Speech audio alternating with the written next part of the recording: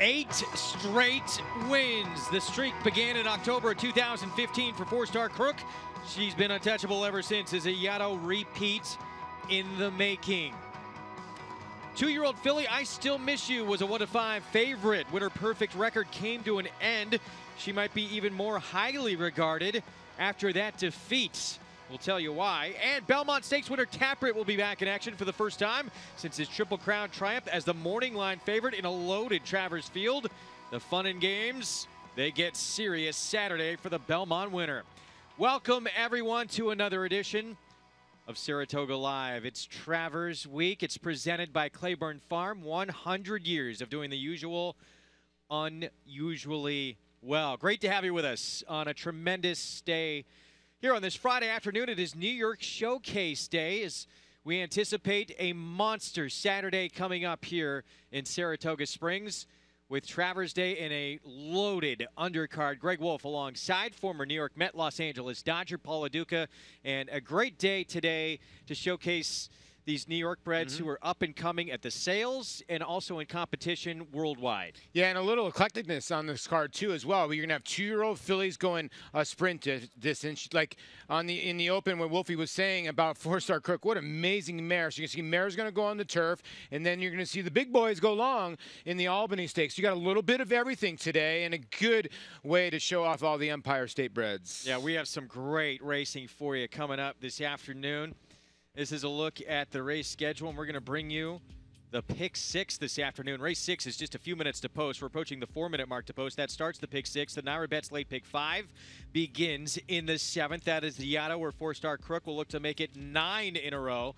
2-year-old fillies in the Seeking the Ante in the 8th, where I Still Miss You will look to make it 3 for 4 in her career. And then we have the West Points with Offering Plan. Chad Brown could have just a monster afternoon today. He really could. You look at Offering Plan, going to be the favorite. You look at 4-star Crook, is going to be the favorite. He has 3 or 4 big shots today, and he's going to try to tighten up that training standings. Track condition, just brought to you by John Deere. Main track, fast turf condition, listed as firm. You can play along and bet all the races that we show you here on Saratoga Live by getting signed up and started with NY-bred. Bet 200, you'll get 200 in your account. Use the promo code PICK5 to take advantage. Go to NY-bred.com. You can get signed up with NY-bred all across the country.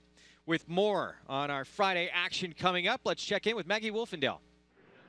And Greg, today is all about the New York-breds, and the New York-bred program is such a feature here between the NYRA tracks, including Finger Lakes as well. It makes up over 800 races restricted to New York-breds, as well as over 45 stake races. Now, we have 3 of these showcase days, one in May, one here in August, and one later on in October. But as far as New York-breds are concerned, there are 39 millionaires that are New York-breds in the U.S. or Europe. Funny side, he is the top money earner as he took down 2 legs of the Triple Crown just several years ago, as we do have a race named after him here on the card. And 2, we'll see New York-breds contest in open company tomorrow, including Mind Your Biscuits, who he's a 2-time Grade 1 winner as he took the Dubai Golden Shaheen as well as the Malibu Stakes, and we'll try for another one in tomorrow's Forego. But the New York-breds are on showcase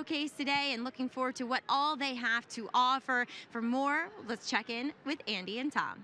You know what, Tom, I think you need some New York-breds. Yeah, I'd like to have some New York-breds. They run for a lot of money. Yeah, absolutely. It's always a fun day. They're competitive outside their own state-bred group. No kidding. No fool. I mean, you'll hear people say he's a New York-bred or something, as though it happens, I think, with a lot of state-breds. It's just not true. I mean, not just funny side winning, but there's been countless stakes winners this year, even graded stakes winners.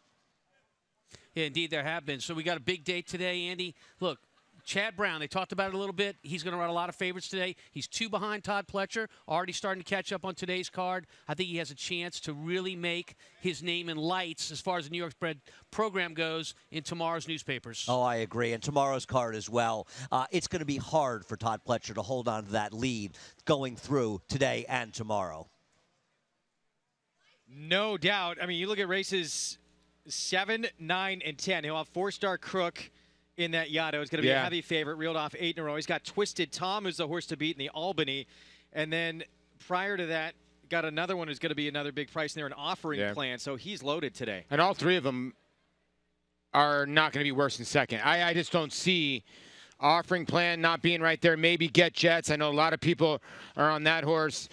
In the Albany, Twisted Tom, I mean, wow, he was giant in the New York Derby at Finger Lakes last time. I just don't see anybody turning the tables on him in there. So those two are going to be tough to beat in here. Yeah, it's going to be a great rematch between Twisted Tom and Broken Engagement. They were 1-2 at Finger Lakes last out. This race starts the pick 6. This race is a mile over the inner turf.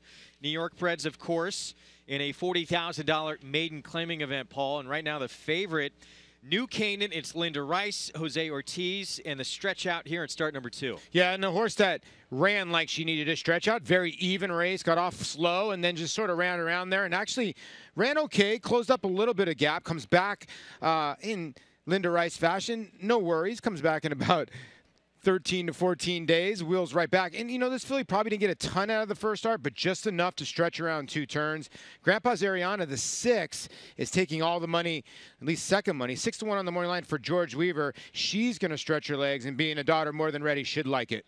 And I thought outside this 12-horse Hardly Mate for Roy Lerman, that was an intriguing first-time out effort at Tampa. It was all the way back in December, though. It really was a good effort, sort of a middle move, or not middle move, but tried to go up to the lead at 53-1, and she just backed up. But she gets a tough post position, but she gets a live jockey in Joel Rosario. Loading up here again, this kicks off the pick 6. You also have the 9 in here, Hope's Roar. Hope's Roar only beat by a neck at this condition last time out. That was at 1 mile and a 16th. Now we'll shorten up to a mile as you see them continuing to load here on New York Showcase Day. And, of course, Saturday, a tremendous Travers Day program. We have an early start time on Saturday. We are on at 2 Eastern. We will have Songbird in the Personal Ensign, Mind Your Biscuits and Dre Fong in the Forego. That's just part of what we have for you. Let's send it upstairs for the start of this pick 6 to the voice of horse racing's Triple Crown, Larry Colmus, for the call. Wish Upon is now walking up and going into the starting gate. Here is the favorite New Canaan at 2-1 going in with Freckle de Freck. And that will leave Grandpa's Ariana and Hardly Mate to be the last 2. Hardly Mate coming up. Goes in. They're all in line.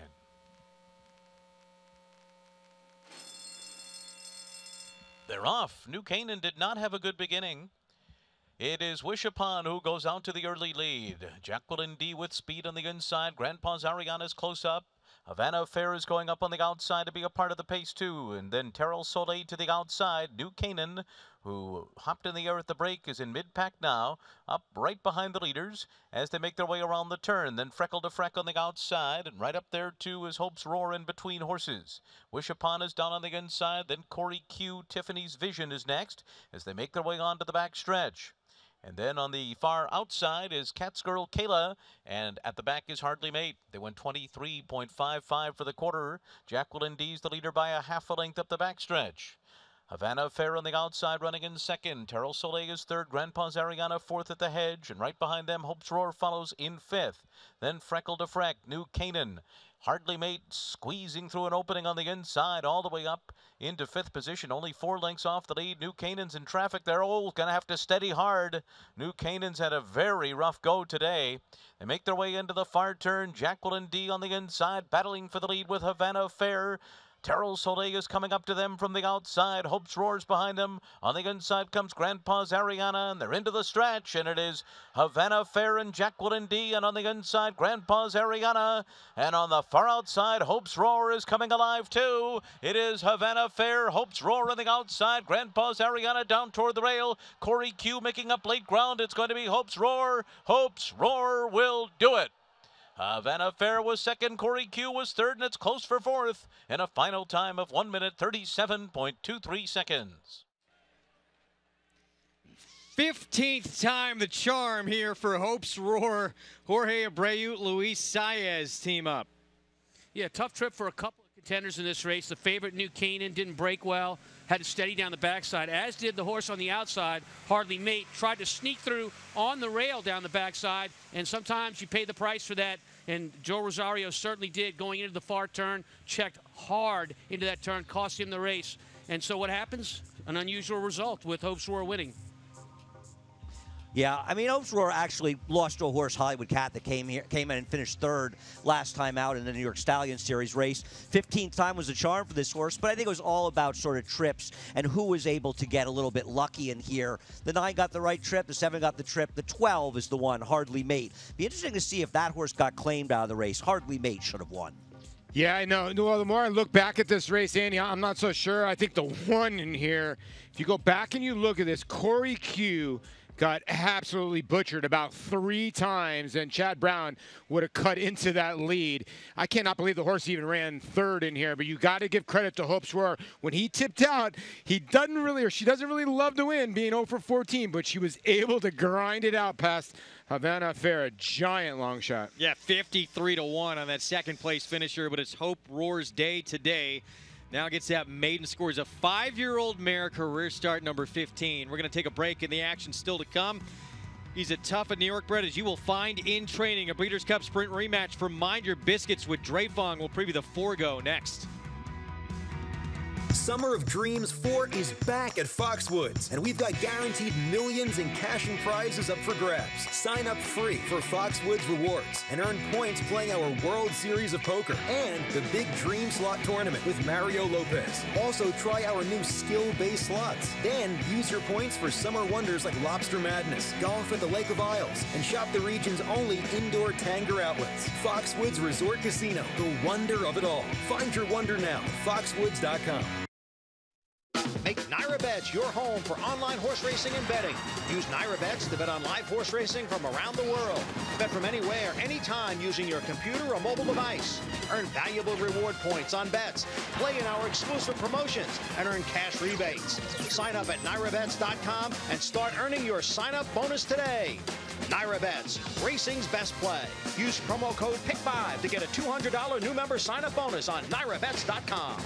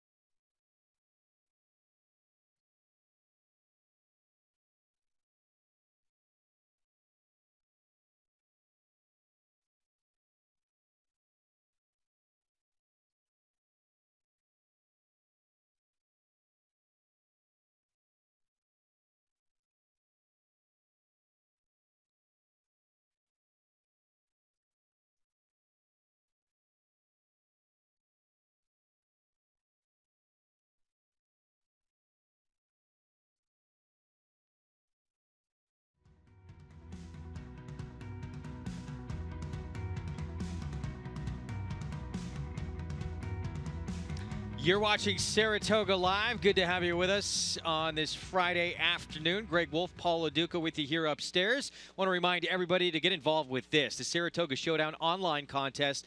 Don't risk any of your own money. You have a mythical bankroll, and you can win prizes like 50,000 NY-bets wagering rewards points, the equivalent of $50 in your account, and an entry into a prize package for next year's Belmont Stakes valued at over $2,000. Go to SaratogaShowdown.com or Naira.com to get involved. It's a great platform, get you into racing. If you're new to racing and you need to learn how to make some wagers, it's a good way to do it because it's the key word is free. We love that.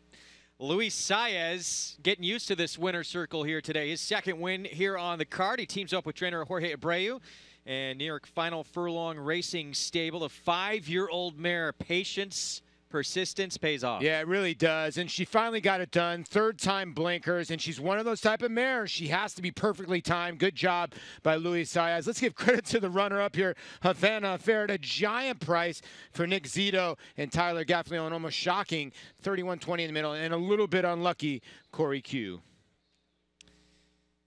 Want to remind everybody again, we have an early start time on Saratoga Live on Saturday. You can catch us at 2 Eastern. We'll be on from 2 to 4:30. Then, of course, the NBC coverage takes over with the Sword Dancer and Travers. Today, of course, we're honoring New York-breds and the top New York-bred all this year by a mile. Is a horse we're going to see in the Forgo tomorrow. Mind Your Biscuits, multiple Grade 1 winner. With more on him, let's go to Gabby Gaudet.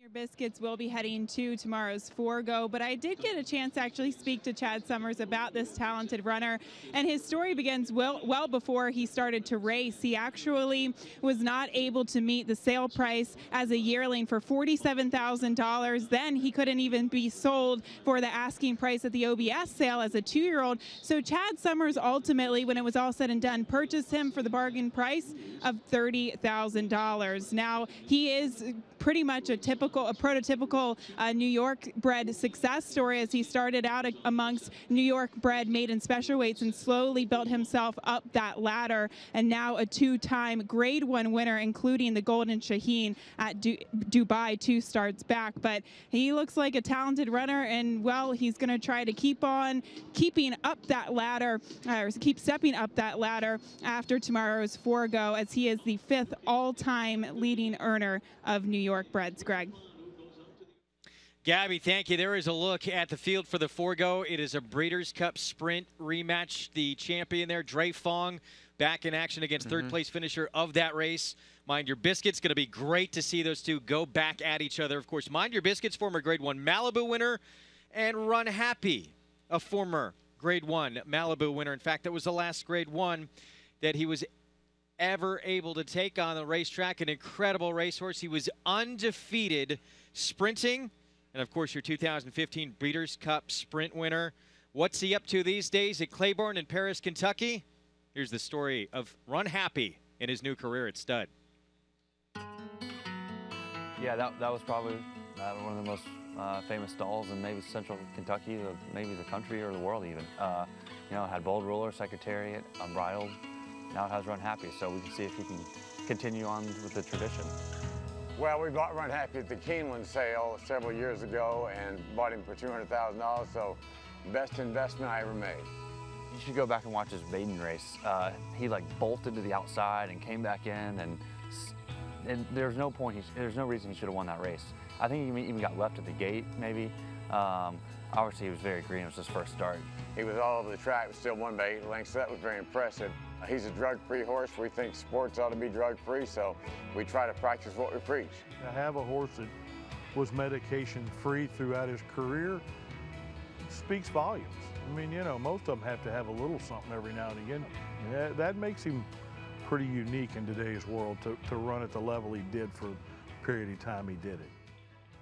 But I think the race that probably really got our attention was the King's Bishop in Saratoga that year. And that kind of, it's like, you know, when he re-broke at the top of the stretch and opened up and won as easy as he did, it's like, wow, okay, yeah, this horse is for real. Can get him. Runhappy has won the NY-bred King's Bishop by 4. Certainly one of the highlights of my life was watching him on the screen there at NY-bred go across the finish line first at the King's Bishop Grade 1. So at that point, we knew we had a real racehorse. To go up to Saratoga and win the King's Bishop like he did and run away with it and win so impressively, and then come here and, you know, his saddle slipped at the race in Keeneland and he still won, and then it looked like he was a loser in the Breeders' Cup, but he fought on, and his game and the determination he had was really impressive. Way behind at the top of the stretch, and then he made an amazing run down there and won the Breeders' Cup race. That was the Breeders' Cup Sprint champion, new track record at Keeneland, so we couldn't be prouder to have Runhappy and have him stand at Claiborne Farms. That is myself and my daughter's happy place. We love Claiborne Farms, and Runhappy loves being there. The horse to do what he did and run that fast and be so talented, they just don't come around very often, so we felt like he was a stallion prospect that we needed to have in our roster. The Malibu was a big race for Runhappy, the end of his 6-race winning streak, and so no horse had ever won the Breeders' Cup Sprint that come back and won the Malibu, you know, a month and a half later. So that was kind of a gamble. We wanted to put him in the Malibu, and he won that with Gary Stevens aboard pretty easy. So that was another great race. Runhappy is simply super. He polishes off an outstanding campaign with a dominant victory in the Malibu. He won at Keeneland, he won at Santa Anita, he won at Saratoga, several of the legendary places in horse racing, and what a great horse, what a great thrill it was to be around Runhappy and now to follow his stud career.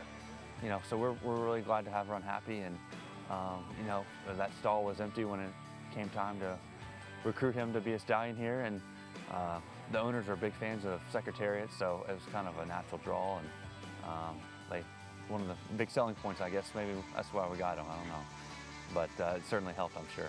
Old ruler, Secretariat, unbridled, easy goer. Runhappy.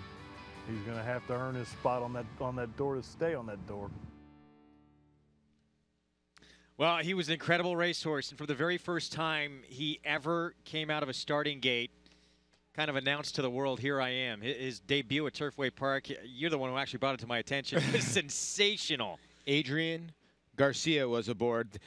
That kid was holding on for dear life that day. Runhappy, now standing at Claiborne Farm, your 2015 Breeders' Cup Sprint Champion.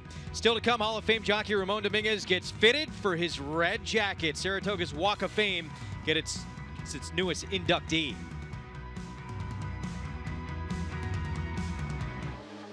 Grade 1 winner Data Link by world-renowned sire Warfront. Data Link scored in the prestigious Grade 1 Makers 46 Mile at Keeneland. Then set a new course record in the Grade 2 Monmouth Stakes. With a pedigree free of Mr. Prospector in the first 4 generations, Data Link is the perfect outcross option.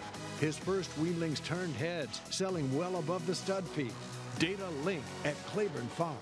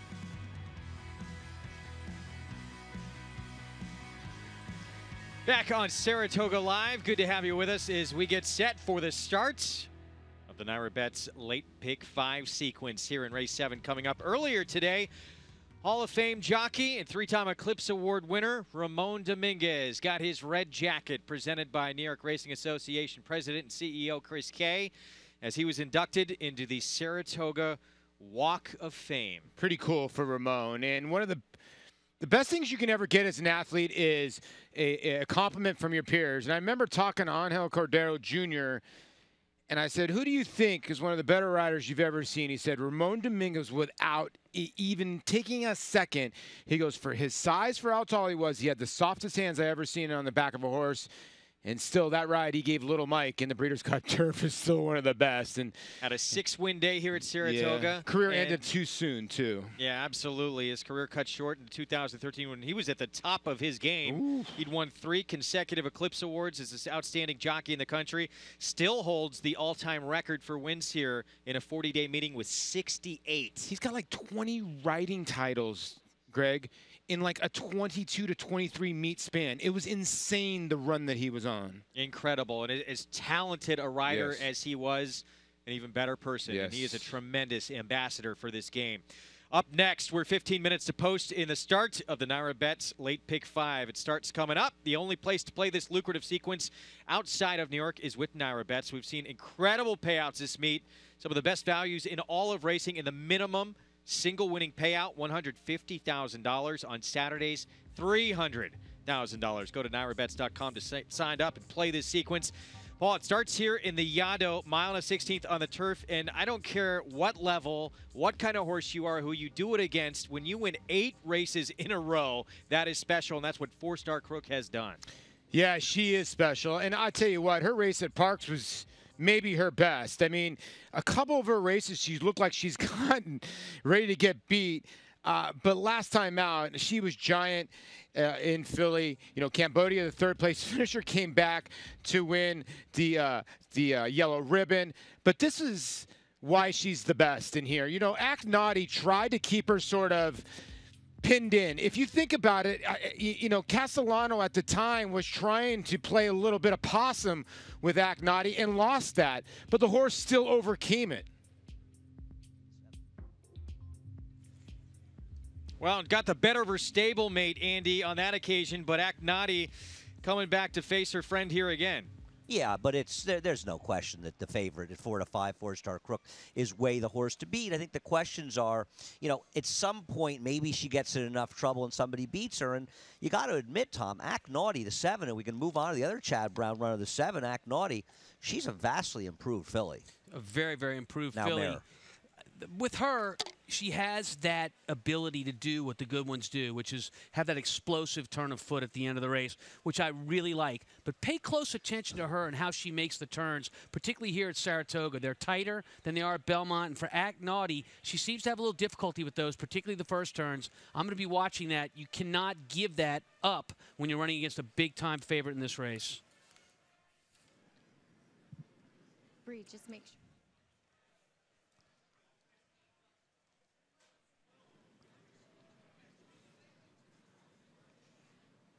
Board with some of the other runners in this field for the Yaddo. I thought we were going. Let's check in with Maggie Wolfendale. Taking a look at your current favorite, that is 4-Star Crook. Look, she's won 8 races in a row. She is very talented, and she's just one of those race mares that knows how to get it done, and she looks great. She looks healthy in here. She's a little more quiet than when I had seen her 2 back, but that was when she was coming back off of a layoff, and so she was fresh, and now she has 2 races under her belt. She's ready to defend her title here in the Yaddo, and we'll move on to a filly that has had some luck, more so on a wet main track rather than the turf. She has yet to win a race over it, but let's face it, number 2, Bar of Gold, she is talented and she's run fast enough races, including her last one here in the De La Rose against Open Company, to say that she has a say here in this Yaddo. To me, she's always physically actually looked way more like a turf horse, so I'm intrigued to see what she does here. Her coat looks fantastic, and I actually think she looks a bit better having that De La Rose under her belt here at the spa, and it looks as though she's moved forward off of that effort. Greg? All right, so Bar of Gold, intriguing. She ran against Grand Jeté for Chad Brown, who should have been the winner of the Beverly D on Arlington Million Day. Yeah, you know, it was one of the most clever rides ever, too, because I tell you what, he really gave the horse a phenomenal ride. I read Ortiz Jr. to try to pin Grand Jeté, but Grand Jeté was having none of that, ran right by him. Meanwhile, Andy, we have a filly in here named Feeling Bossy who has never lost at a mile and a 16th distance on the turf. Yeah, but that's really the question. Is she really a mile and a 16th horse? And I want to talk to Tom about that because her races last year give her 0 chance in this race, 0.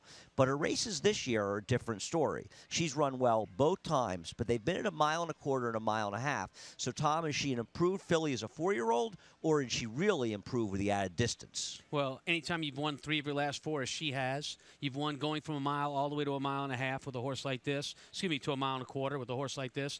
To me, this is an improving type of horse. I like the turf record. 9 starts, 5 wins. That is a horse that knows how to get to the wire. No, I think she is an improved horse, but I wonder if she's going to be good enough at the 1 mile and 16th distance. The 2-bar gold that they were talking about, you know, she has run okay in her races. Just though because she was second to Grand Chate, who should have won the Bev D, doesn't make her necessarily the winner here. She's okay. She does seem like a filly that finds herself getting weird trips every time. You can't keep blaming the jockeys. Take a good look at that, the race we're going to look at right here, Andy. And what strikes me is that Bar of Gold tends to kind of weaken at the end of this race rather than kicking at the end.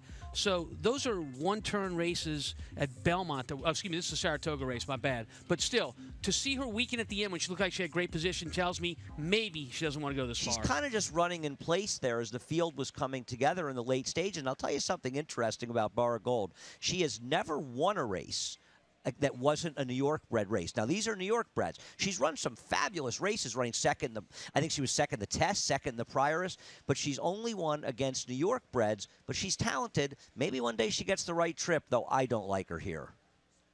And by the way, we should point out, you look at that start 2 back when she did face Grand Chate, it was nowhere near as close as that length and a half margin would suggest. Grand Chate was bottled up, had trouble, had to reroute outside, and blew by her. No, like I said, it was one of the most clever rides by Irad Ortiz. He buried Grand Chate on the inside. It's just that Grand Chate ended up being the wheel out and was just so much the best. He went by this mare, but no, nothing wrong with the jockey. Irad gave the horse a perfect ride.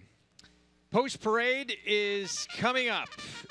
It is presented by OCD Pellets, celebrating their 10th anniversary of supporting the equine industry with their 2-in-1 bone and joint supplement. For more information, you can visit OCDpellets.com. Here is Bar of Gold. We'll have the inside post for John Kimmel. Irad Ortiz Jr. aboard for Chester and Mary Broman. She's a horse that's shown she's talented in the turf as well as dirt. Maybe one day she gets the breaks and wins. Wachtell Stable and Team Penny Racing send out the 3 Flip Cup, who we'll see right now, trained by Bill Mott. John Velasquez rides. Yeah, 11-1 right now, and if you look through her PP, she's been beaten by the favorite about 3 or 4 times and really needs to turn the tables. The 4 is Feeling Bossy for Emily Wygod. Luis Saez aboard for Jimmy Jerkins. She has really stepped it up as a 4-year-old. Can she turn back, though, to the 1 mile and 16th distance and be as effective? Jet Majesty off the claim here for David Jacobson, the 6-year-old mare, as Jose Lezcano aboard. 21-1 seems a little low considering her chances. Act Naughty sent out by Nantucket Thoroughbred Partners, trained by Chad Brown with Joel Rosario. This horse loves the racetrack and was giant here on July 29th, just behind 4-Star Crook the last time they faced each other. 4-5 favorite. She's won 8 in a row, including a grade 3 last start for Chad Brown, owned by Michael Dubb and Bethlehem Stables. Javier Castellano aboard, 4-Star Crook. She wins when she gets bad trips. She seems almost unbeatable. And Freudy Ann on the outside, the speedster for trainer Tom Morley.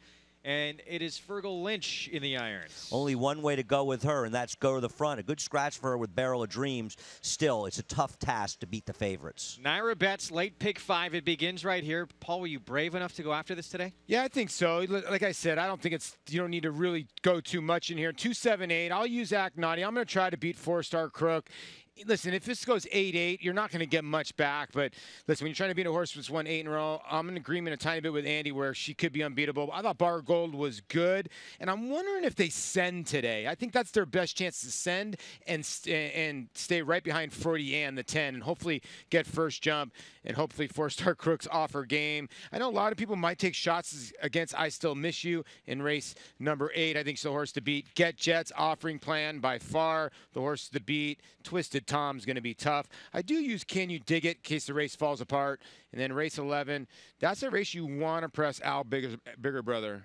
All right, there's Paul's ticket. That right there is the speedster. 15-1, Freudy Ann. She's going to be the one to catch in here. And she's run against 4-Star Crook on a couple of occasions. She didn't run terrible against her. Yeah, the problem is you know, what Andy said downstairs is true. It doesn't matter what kind of trip 4-Star Crook gets, she wins. Does she need pace to run onto? I don't know. There's no pace in this race besides the 10. That's the horse to catch. But I do think Bar Gold, the 2, can stay close enough to sting her. 15-1 on that speedster there on the outside. And we'll see if this one can make her impact felt. She's certainly going to try and dictate things early on in this race. It has been odds-on favoritism for 4-star Crook, however, throughout. As we get a look at Flip Cup for trainer Bill Mott. John Velasquez aboard there, just meet by a neck last time out. Andy's had plenty of opportunities to try and run down 4-star Crook so far and has not been able to do it. No, but I think it's worth pointing out that she was second in this race last year behind 4-star Crook. She got a very good trip when she was second in there. But you know what? She's not an impossible horse to get a piece of this at a price if you're stretching and looking for some prices. Yeah, 7 starts on the grass. That might have been her best effort on the grass. She hasn't ever won on the grass yet, and she's never gotten around to winning since that race, even before. You haven't seen her to the winner's circle going back all the way to May 28, 2016. Flip Cup, you know, look, they're horses for courses, and as you said, she ran a big race here being second in this exact race. She's going to have to get back to that form. Yeah, she'd be my 5th choice in here, but I think she's a horse that could be 3rd or 4th maybe in the Super, especially if you think the 2 favorites are tough, and getting back to 4-star Crook again. And, you know, we've just been reiterating. If you look at her race 2 back at Belmont in the Mount Vernon, she was sort of out of position the whole way, and she just finds her own seams. She's found, I think there was a race back at Belmont, maybe it was the Hettinger, when she just had nowhere to go, and she gets the smallest seams. Those have to be the best kind of horses to train, Tom. Yeah, they are. And you know what? She's an improved horse. If you look at last year's Yaddo, you look at a horse that kind of grinds it out for the win. But this year she's different. This year she has that explosiveness that the good horses have on the grass. I think she is tough to beat in this spot. For a horse to win 8 straight races, guys, going turf routes, especially a deep closer, that's very unusual because eventually trips cause you to lose races you're supposed to win, and she overcomes it time and time again. Hasn't lost in 2 years. And that's, you know, especially, Paul, a case in point in turf routes because turf is so much about trip, and that's what Andy is talking about, that usually at some point just luck is not going to go your way, but she's overcome everything. No, the last race at Parks, it was just amazing. We talked about Bar Gold. Who did she lose to last time? Thundering Sky. Thundering Sky was 6th in that race. Cambodia came back to win. You can keep going on and on. That was a loaded field she beat. And as you take a look at Aknati, now Aknati, she had position in the Mount Vernon on 4-star Crook. And, you know, to me, Castellano was playing possum a tiny bit and was trying to bury Aknati. Then Aknati found the seam. So to me, I thought Aknati had the jump, and then 4-star Crook still ran her down. So that's why you're seeing the difference in the odds. She came back at this meet, however, on July 29th, and she won here at Saratoga. She did from the clouds, and it was one of the better races she has run in her career. We'll see if she can move forward off that performance. The Yaddo is coming up next. We have a new audience joining us right now.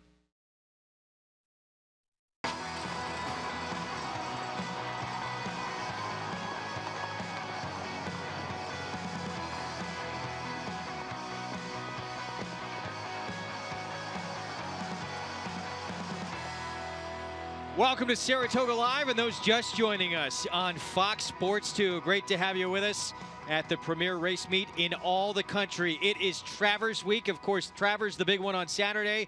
New York Showcase Day today here on Friday. It's presented by Claiborne Farm. 100 years of doing the usual unusually well. Greg Wolf, Paul LaDuca, trainer Tom Amos, Andy Serling, Gabby Gaudette, and Maggie Wolfendale with us. I want to talk about the 7 and 2.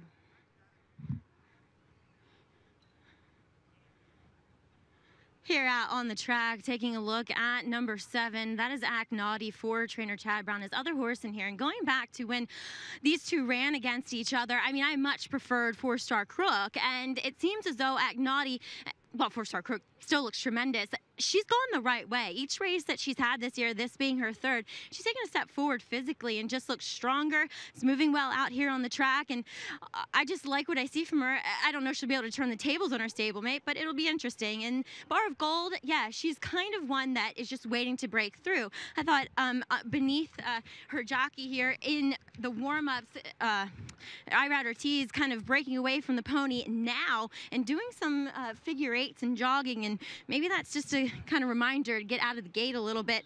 So I thought that was a little bit interesting as well here on the track. Maggie, thank you. We'll keep our eyes on that with Bar of Gold, and we'll see if this one is a little more aggressive, guys, out of the gate.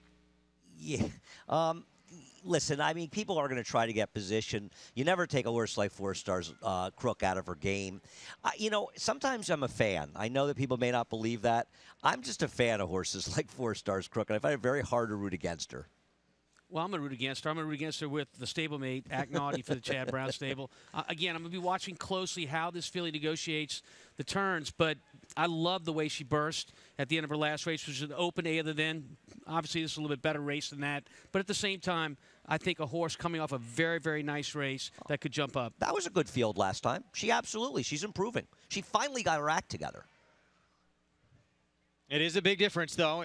Entry-level allowance or a grade 3 win for the stablemate 4 Star Crook, and that's why you see the disparity in the odds, let alone the win streak. No, that's the truth. And you see other people going to the 4 because Feeling Bossy beat Act Naughty. Now, I'm in agreement that Act Naughty is getting a lot better, and she likes it up here. As you see the 2, Bar Gold, go to the gate. I still think Irad has to be aggressive. He has to lay close. He can't sit because he's not going to outrun the 7 and 8 home. You're watching New York Showcase Day here on Saratoga Live. 4 Star Crook trying to make it 9 consecutive victories and repeat as the champ once again in the Yaddo. Let's send it upstairs to the voice of horse racing's Triple Crown for the call, Larry Colmus.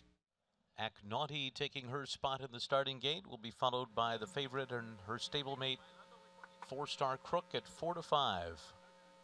As she comes up with Javier Castellano, last in will be Freudian. Freudian coming up to the outside stall here.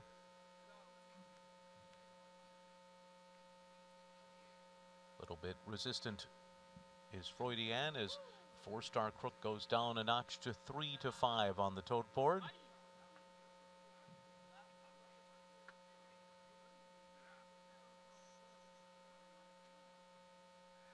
Still trying to get Freudian to take her position in the starting gate.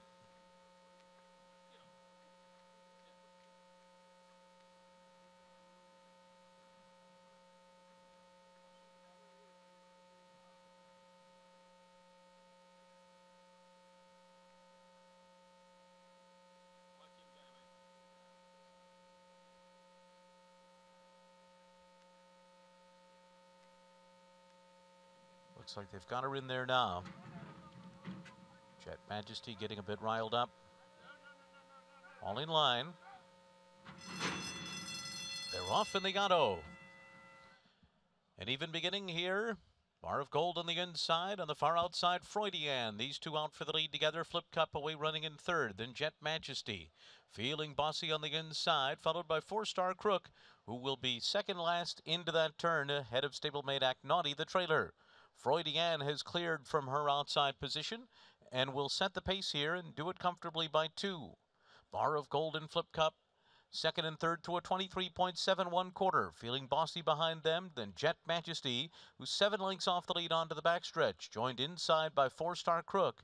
And at the back of the field is Act Naughty, and she's 10 lengths behind. It is Freudian making the pace up the backstretch in front by 1.5 lengths. Flip Cup on the outside second. Bar of Gold is third through a half mile in 48.2. Feeling Bossy fourth up the backstretch and moving for the turn. She's 4.5 lengths behind. 4 Star Crook, the favorite behind her, still 6.5 lengths to make up. And then Ike Naughty and Jet Majesty. Freudian heads the field around the far turn, still in front by 2 over Flip Cup and Bar of Gold. Feeling Bossy follows fourth, 4 lengths from the front. And then 4 Star Crook.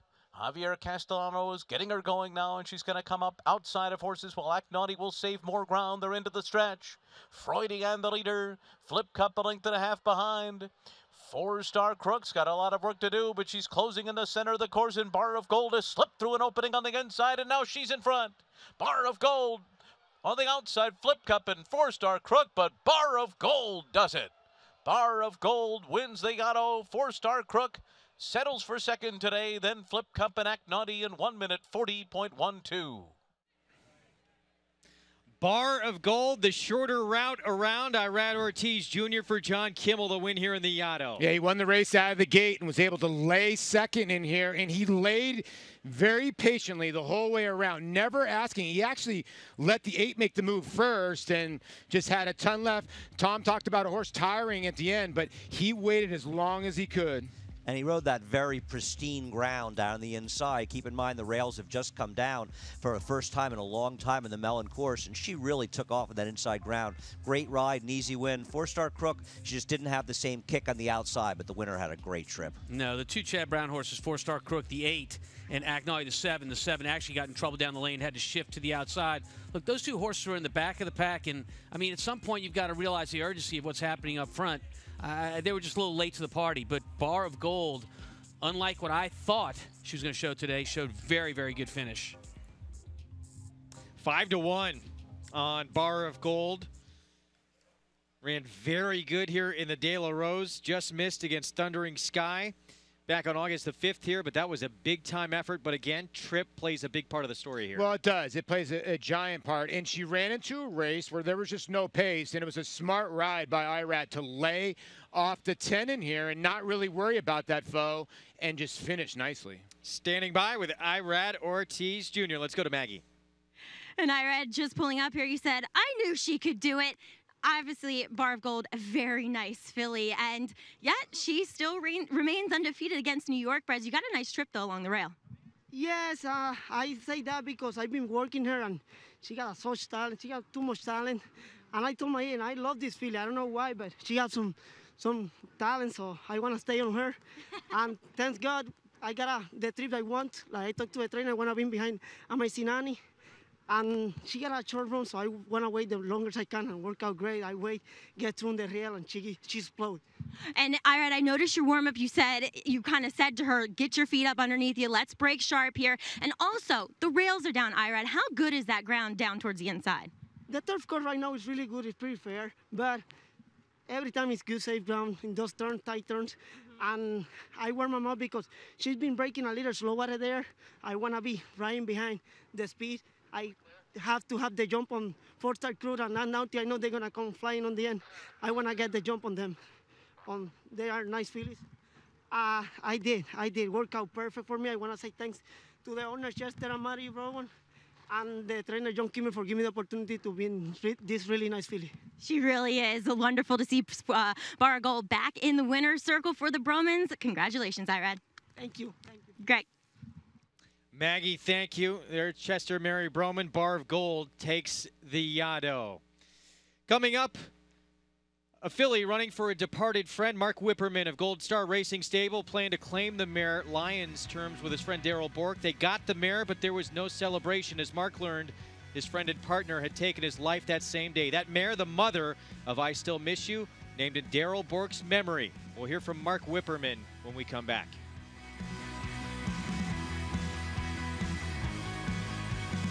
How do I see New York-bred performance? Like this. Disco. Here's New York sire Disco Partner setting a new world record in the Jaipur. Holy mackerel. And they perform like multiple Grade 1 winner Mind Your Biscuits. Biscuits, and he's pouring it on late. Shown here, winning the Belmont Sprint Championship. And New York-breds perform in the sales ring, where this filly sold for $750,000. Look for your registered New York performer at upcoming auctions. And they're off. NYRABET's Pick 5 is now available exclusively online at NYRABETS.com. Bet the NYRABET's Pick 5 every race day with a 15% takeout on the last 5 races on the card from the country's best racing at Belmont and Saratoga. Find it nationwide on NYRABETS.com right in the Bet Type drop-down menu or at any NYRA track or New York OTB location. NYRABET's Pick 5, racing's best bet.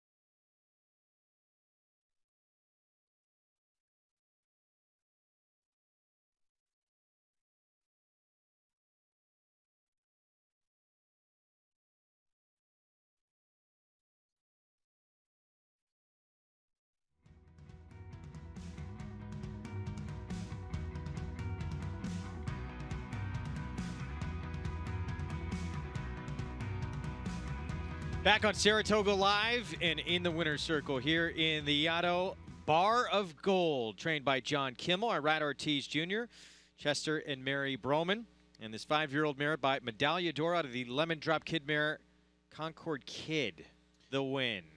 Let's go downstairs to Gabby Gaudette for more. Thanks, Greg. And standing with trainer John Kimmel, and Bar of Gold gets up for the victory. What was going through your mind when she was in between the hedge and Irad put that gutsy move down inside?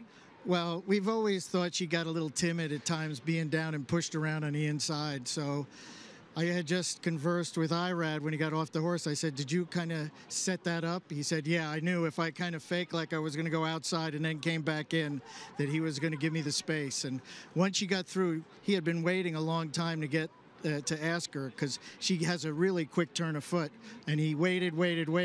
But when she shot through that hole, I knew she was going to be tough to beat at that point. Now, she's multiple graded stakes placed on the dirt. What prompted you to take her back to the turf? Well, her mother was a stakes horse, a graded stake horse on the grass. Medaglia d'Oro, we know, gets a lot of decent grass horses. She worked super good here on the grass last summer, but we never got a chance to run her, and we settled for the hybrid track over at Presque Isle, and actually that was a very good run she made on the synthetic track. And we had to wait till this year to see if we could get the stakes win on the grass. So she's actually got a chance to win stakes on all 3 surfaces. I would say she's a pretty versatile horse, wouldn't you? Oh, she's a class act all the way. Congratulations here. Thanks so much. Bar of Gold, well, guys, she wins on everything. Man, it looks like she might have a serious future on turf. Yeah, you know, listen, all 5 of her wins before today were on a wet surface, and she's run well on turf, now synthetic, and I think that's going to be the rest of her career. Don't forget, early start time for us on Saratoga Live tomorrow on Fox Sports 2 and MSG+. We are on the air at 2 Eastern time. We'll bring you the personal ensign, ballerina, Alan Jerkins, and the Forego, all Grade 1 events. You definitely want to join us. Then, of course, NBC with the sword dancer and Travers. We continue on New York Showcase Day, highlighting the progress New York-breds have made in the sales ring and on the racetrack. Back in 1992, Saratoga Dew became the first ever New York-bred to win an Eclipse Award, and that was just the beginning.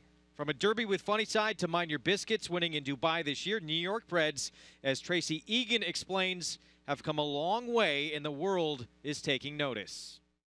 But she's an absolute beauty. Anyone judging hip number 34 on her good looks and great pedigree probably didn't care where she was born, but buyer Juddmont Farm was happy to pay $750,000 for the registered New York-bred daughter of Curlin. $750,000. Paying that kind of money for a New York-bred is no longer surprising. I think the purse structure in New York, particularly for New York-breds, is definitely fueling the popularity and made the sale as strong as it is.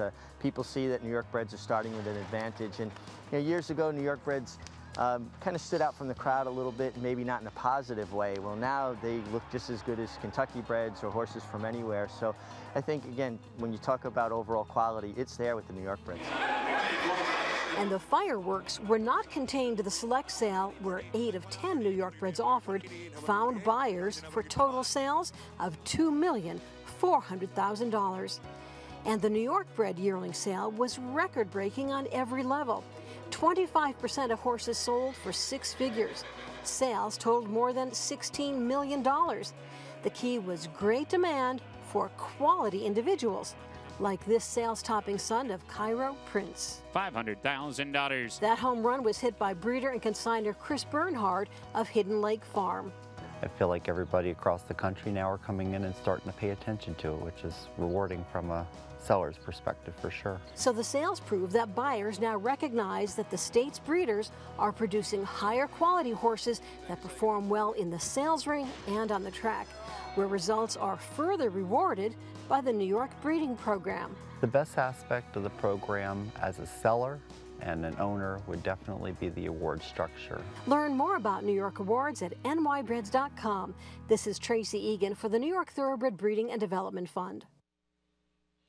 Well, they're making news. New York-breds winning all over the world, and the sale that was held just across the street here the other week got some very, very big numbers. Standing by with Jeff Canizzo, the executive director of New York Thoroughbred Breeders, Let's go downstairs to Gabby Gaudet. Greg, thank you for that fabulous introduction. And Jeff, you actually started back in 2008 as the executive director. And what has really happened, or at least transpired, in the couple of years that you've been in that position? Yeah, it's been 9 years, amazingly enough, and we've seen this program flourish in that time period, and it's really gratifying to see how prominent these state-bred horses have become and what we've accomplished on the racetrack. What do you attribute that success to? I think we can attribute it to the people that are involved. I mean, look at the Bromans who just, bred Bar of Gold. I'm so happy to see them win a race like that because they put so much into this, and that's really what it's about, is the people and caliber that are here in New York or that are breeding here are making all the difference. And obviously the races as well. When you breed them, the program just creates so many opportunities for trainers and owners to run their New York-breds as well. It is. It's the most lucrative program in the country here in New York. There's $45 million in restricted money that's available to state breds, an $8.5 million stakes program with 65 stakes available. We're racing here in Saratoga. There's no better place to be in the world. It's a special environment, and New York is very unique. And talk a little bit about the breeding side of it, obviously. The buyer demand for New York-breds, extremely successful sale recently. It is. So we just broke all the records for a regional sale here at Fasig-Tipton a few weeks ago. For average price, the average price was actually $89,000, which is the largest for any regional program. And it's all based on racing. We have such a great racing opportunity here in New York, so it creates a demand for people to own New York-breds, and you're seeing that in sales results. All right, well, excellent job, and congrats on a big day here, Jeff. We're going to take a quick little break, and we'll come up with a Seeking the Ante up next. Multiple Grade 1 winner First Samurai by Giants Causeway got off to a quick start at stud, siring Grade 1 winners in each of his first 3 crops. His talented son Lee captured the Grade 1 Don Handicap in record time and retired to stud with over $2.3 million in earnings. Sovereign Award nominee Stack Beck captured the Grade 3 Bold Venture Stakes and Grade 2 Kennedy Road Stakes, both just to tick off track record times. First Samurai at Claiborne Farm. Change the way you watch racing forever with the new NYRA Now app. Live racing in English or Spanish from a variety of camera angles, race replays, talking horses, race analysis, and a multitude of on-demand content, all in high definition. NYRA Now is available on many platforms, including iOS, Android, Roku, Apple TV, Amazon Fire, and more coming soon. Download NYRA Now today, free in the App Store, and start watching the best racing like never before.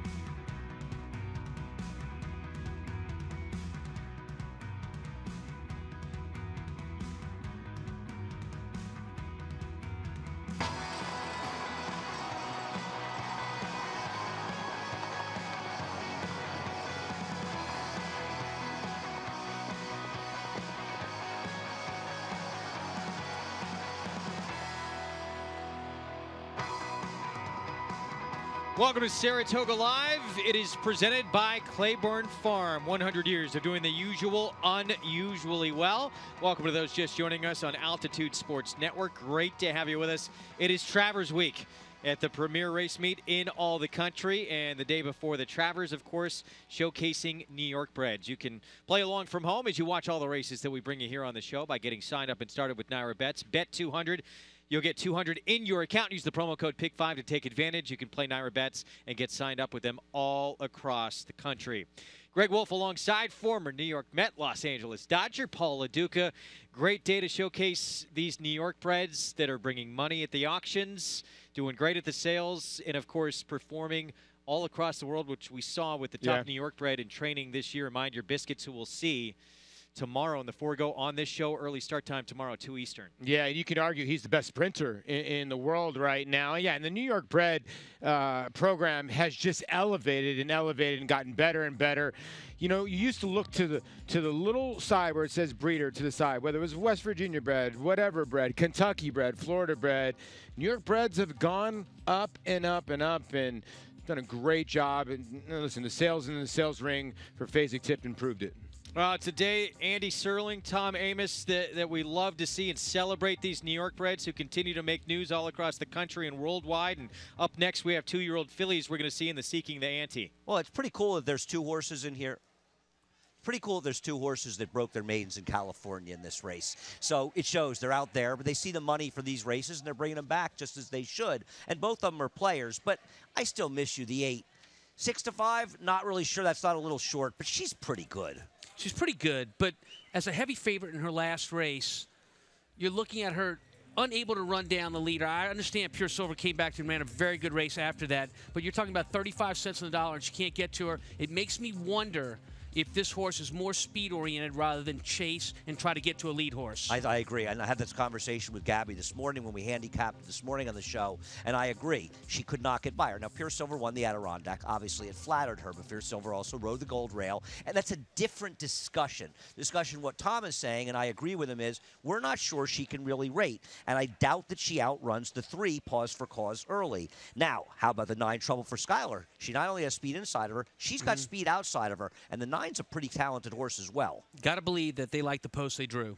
Number one, she maybe broke a half step slow, which is okay for a first-time starter, but then took over the race. You really don't know what to make of her in terms of what her style is, and that's the problem with the race with 2-year-olds. There's not a lot of evidence for each of these horses or races to go by to decide what they're interested in doing, but she's a pretty easy winner here, Andy, although I will say she was ridden to the wire. She was. Her trainer, Danny Gargan, has very good numbers off of maiden wins. So that suggests she can come back and do it.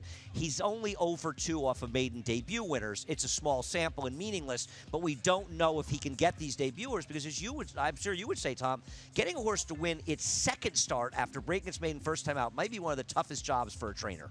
Well, also first time. Look, you got to give him credit. First time starter winner, win easy like that, get to go right into a stake and not still a maiden. I think it says a lot for the horse's confidence. Well, we'll see what Maggie thinks of her and many others.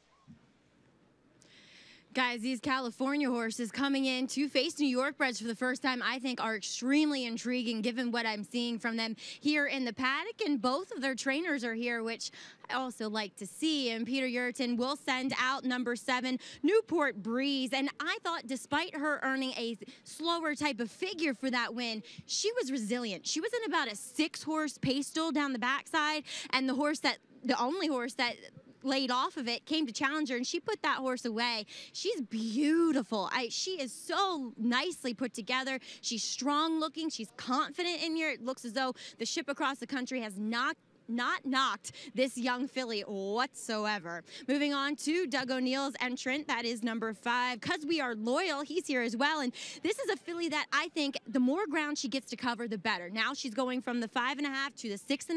She's a very long filly, and she has that beautiful, long, scopy neck to her. I like that with my horses as well, and she's another one that shipped in here in the right kind of way. I like what I see from both of these fillies as they face New York-breds for the first time, but a very impressive maiden breaking debut winner was number 9, Trouble for Skylar, and this filly is very much on the muscle. She's pretty revved up in here, as she did show a lot of speed in that debut. I think she will try to use it. We'll see, though. She does have that outside post. Obviously, Kendrick Carmouche aboard. He is definitely not shy from being on the front end, but I will keep an eye on her out on the track. Hopefully she contains that energy, but physically she looks great here, Greg. All right, Maggie, thank you very much. Trouble for Skylar, 8-length score, first time out. So we'll see how she handles winners now in the second start of her career. That was on a good track here at Saratoga back on July 26th. We see our pick 4 beginning here. Packed house, $385,000 and growing in this pick 4 sequence. Post parade coming up. It's brought to you by OCD Pellets, celebrating their 10th anniversary of supporting the equine industry with their 2-in-1 bone and joint supplement. Go to OCDpellets.com for more information. We start with one last cast. John Velasquez, Todd Pletcher, owned by Todd and Jake Pletcher. I don't know who's betting her at 11-1, but I'd like to. Bo Arts, Manny Franco, Russell Cash team up for Joseph Birnbaum. Yeah, second in an open stake and returns to New York-bred company today.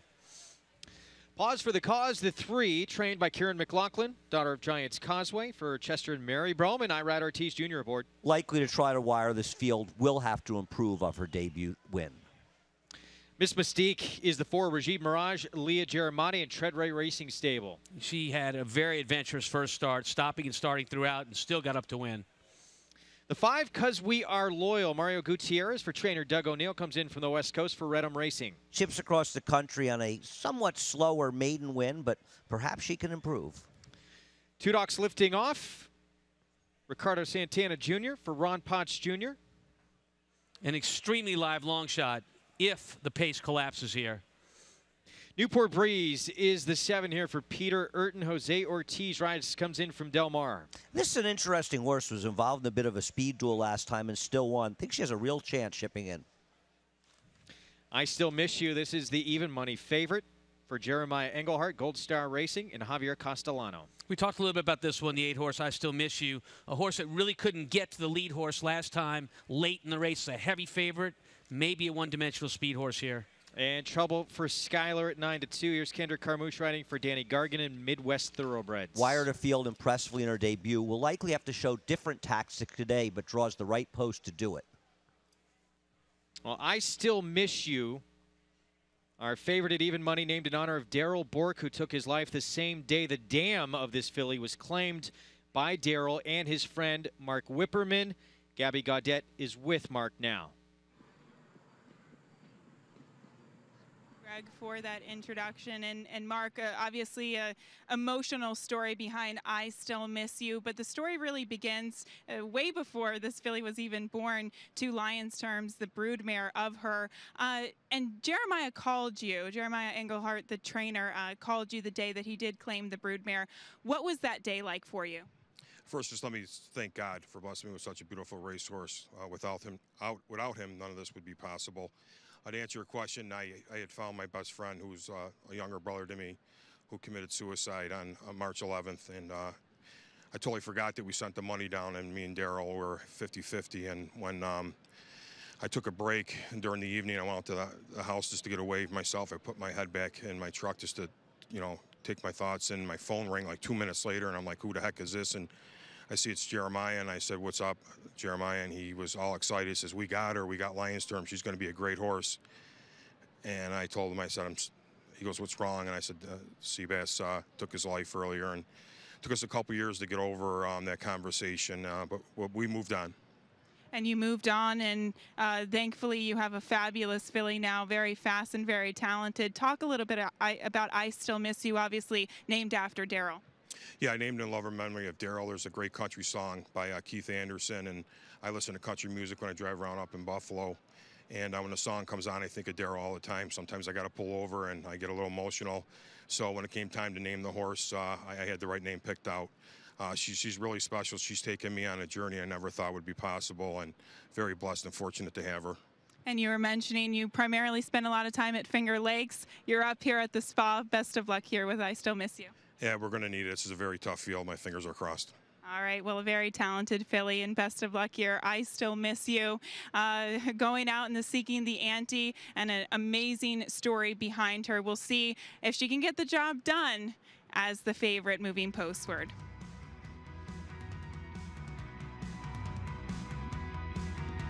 How do I see New York-bred performance? Like this. Disco. Here's New York sire Disco Partner setting a new world record in the Jaipur. Holy mackerel. And they perform like multiple Grade 1 winner Mind Your Biscuits. And he's pouring it on late. Shown here, winning the Belmont Sprint Championship. And New York-breds perform in the sales ring, where this filly sold for $750,000. Look for your registered New York performer at upcoming auctions. Undefeated in sprint competition, Eclipse champion Runhappy captured 3 Grade 1 victories and set blistering speed records at both Keeneland and Saratoga. In the Breeders' Cup Sprint, he dominated the world's fastest runners, going 6 furlongs in a record-breaking 108 and change. The only horse nominated for 3 Eclipse Awards, Runhappy was crowned champion male sprinter, all the while racing 100% drug-free. Champion, millionaire, record-breaker, Runhappy, standing at Claiborne Farm. Make NY-bred your home for online horse racing and betting. Use NY-bred to bet on live horse racing from around the world. Bet from anywhere, anytime using your computer or mobile device. Earn valuable reward points on bets. Play in our exclusive promotions and earn cash rebates. Sign up at NY-bets.com and start earning your sign-up bonus today. NY-bets, racing's best play. Use promo code PICK5 to get a $200 new member sign-up bonus on NY-bets.com.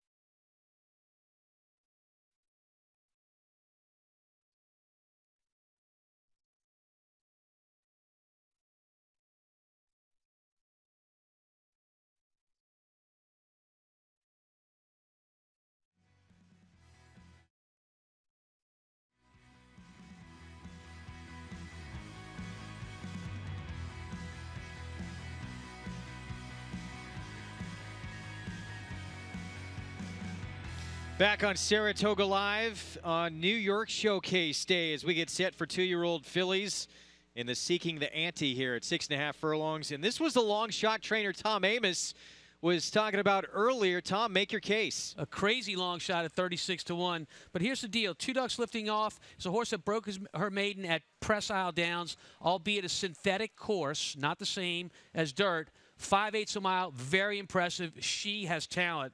Comes here and runs in an open allowance race, not a New York-bred allowance race, in the slop. Shows some finish in that spot. Look, here's the hope that the speed, which are the favorites here, the 3, the 8, the 9, that they all go out and burn each other out, and I'm allowed to pick up the pieces with the 6 horse. If I can get 36 or 38-1 now on that scenario, I'll take my chances.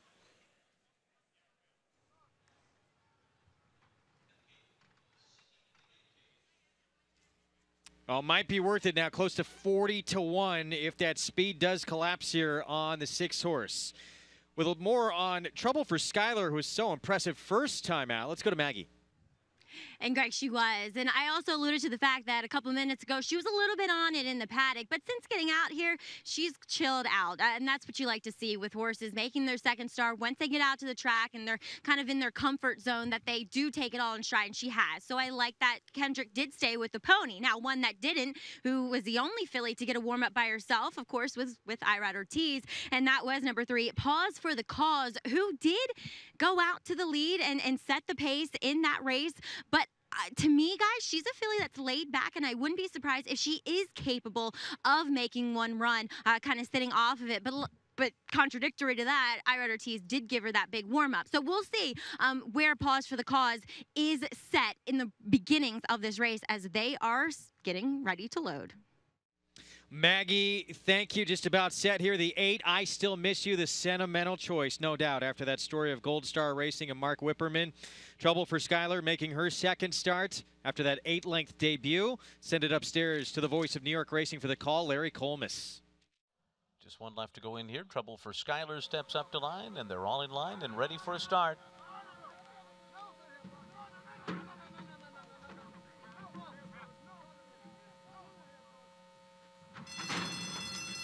They're off in the Seeking the Ante.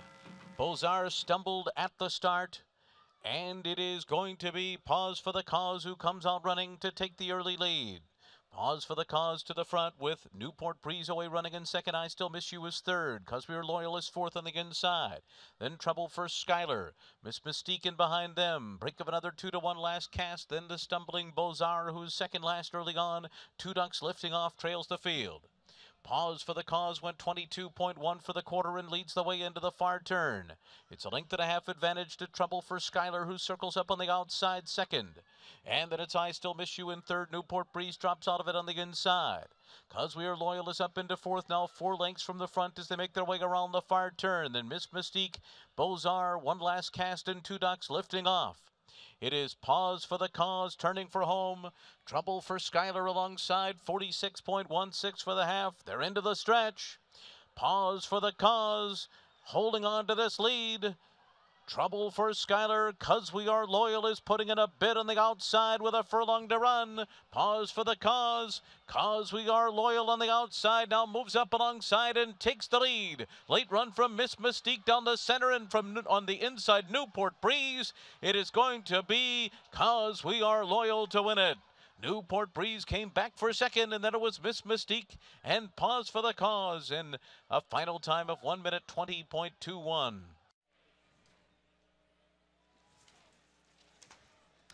Doug O'Neill, Mario Gutierrez, Redham Racing, familiar connections, Cause We Are Loyal, the win here in the Seeking the Ante. I love it when people ship across the country and get the money. I like to encourage shipping, and the California horses, they are New York breds, but they came here and they ran 1-2. They went very fast relative to the talents of these horses early. This race completely melted down. It melted down, but unfortunately I didn't have the right horse to pick up the pieces. But we did have the right 3 up front, the 3, 8, and 9. Of course, our 8, I Still Miss You, was one of those that faltered after a very fast pace. No excuse She can't for rate. those horses. She cannot rate.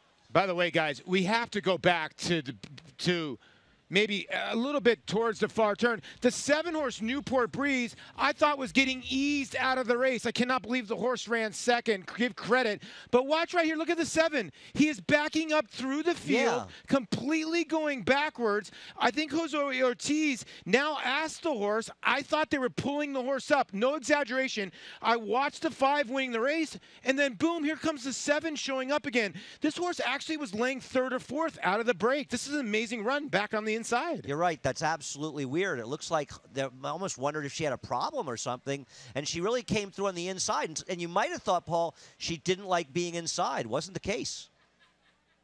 Wow. Bizarre run, but she shows some big-time talent to wind up getting second in here after dropping to near dead last midway through the race. In the end, it's Cause We Are Loyal who gets the victory. Let's go to Maggie for more. And here with winning rider Mario Gutierrez, comes in from California, and I would have to say that maybe this filly aptly named because this whole team is very loyal to each other. You, Redham Racing, and Doug O'Neill. Mario, talk a little bit about your trip. She looks like a filly that appreciated the extra ground today. Oh, definitely. You know, like I think she's getting better as she goes along, and definitely the distance helped her a lot. You know, I was able to break, settle down, you know, and be able to see how the race unfolded. And thankfully, I got enough horse to kick in the end. And talk about coming here to Saratoga. Ever any trepidation, or do you always feel confident in your horse?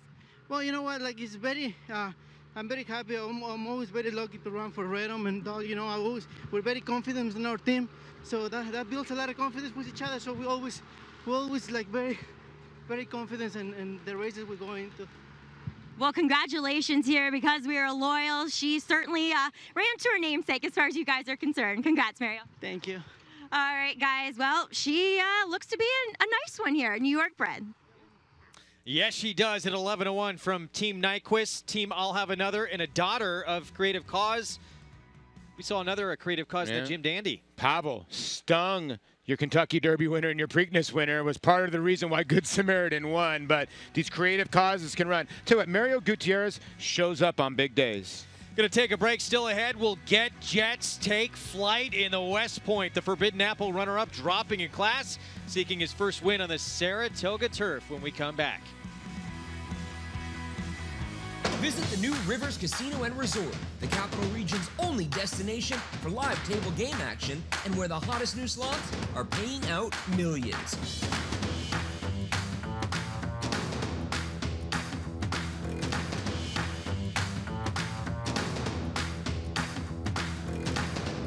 Sign up for Rush Rewards and play up to $500 in slots on us. Plus, we'll double any casino offer and match your tier. Rivers Casino and Resort. And they're off. NYRABet's Pick 5 is now available exclusively online at NYRABets.com. Bet the NYRABet's Pick 5 every race day with a 15% takeout on the last 5 races on the card from the country's best racing at Belmont and Saratoga. Find it nationwide on NYRABets.com right in the Bet Type drop-down menu or at any NYRA track or New York OTB location. NYRABet's Pick 5, racing's best bet.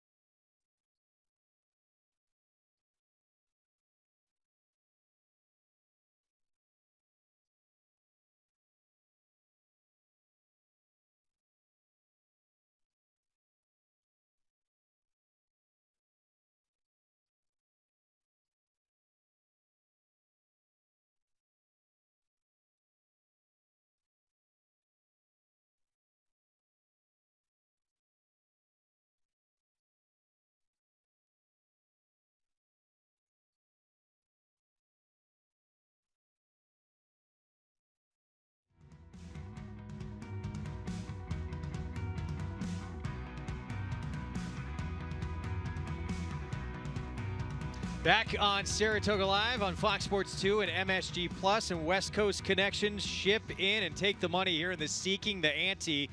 Because we are loyal, Doug O'Neill, Mario Gutierrez, and Redham Racing, $24.40 for the win.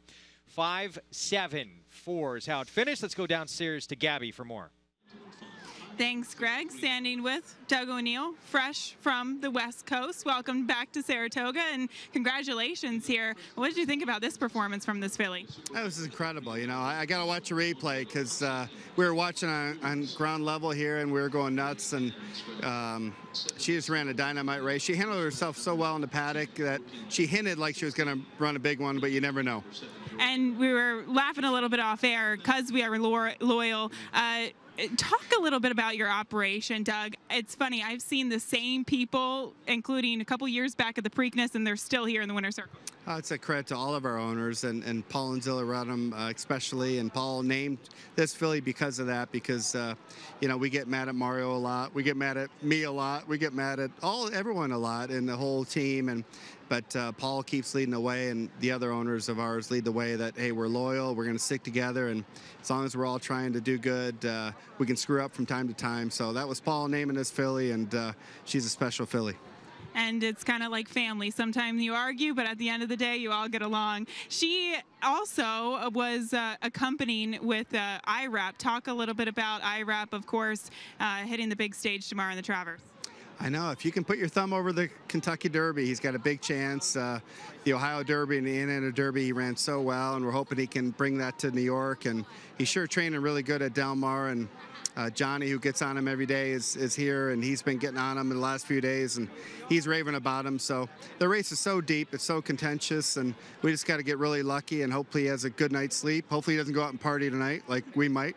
But now, if he eats up his grain and is feeling his oats, we think he's got a big chance. All right, well, congratulations and best of luck on a big day tomorrow. Well, hopefully she rubs a little luck off on IRAP as they made the way over in the airplane from west to east, Greg.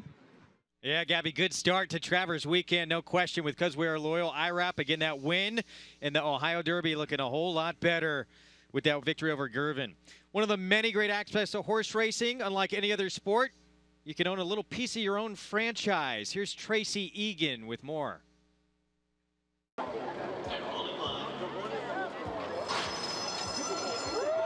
The thrill of winning races at spectacular venues such as Saratoga Racecourse is no longer an exclusive privilege for the rich. Fractional ownership is a way for anybody really to get involved in racehorse ownership. Still, Gallo has to admit at this ownership seminar held at the National Museum of Racing and Hall of Fame that ownership isn't exactly cheap. Expenses in the horse business will run anywhere from $60,000 to $70,000 a year. Cock Campbell of Dogwood Stable is widely recognized as the founding father of racehorse partnerships. And after nearly 50 years in the game, he still thinks it's a good way to buy 100% of the thrill at a fraction of the cost. We've had a variety of partners from professional athletes to actors and actresses. One of the most famous was Mickey Rooney. West Point Thoroughbreds has earned a reputation over the past few decades for being a straight shooting organization that works every day at making its partnerships successful. The main goal for the partnership is to change lives. Notice he didn't say making money, but partnerships can give you access beyond what Finley calls the velvet rope.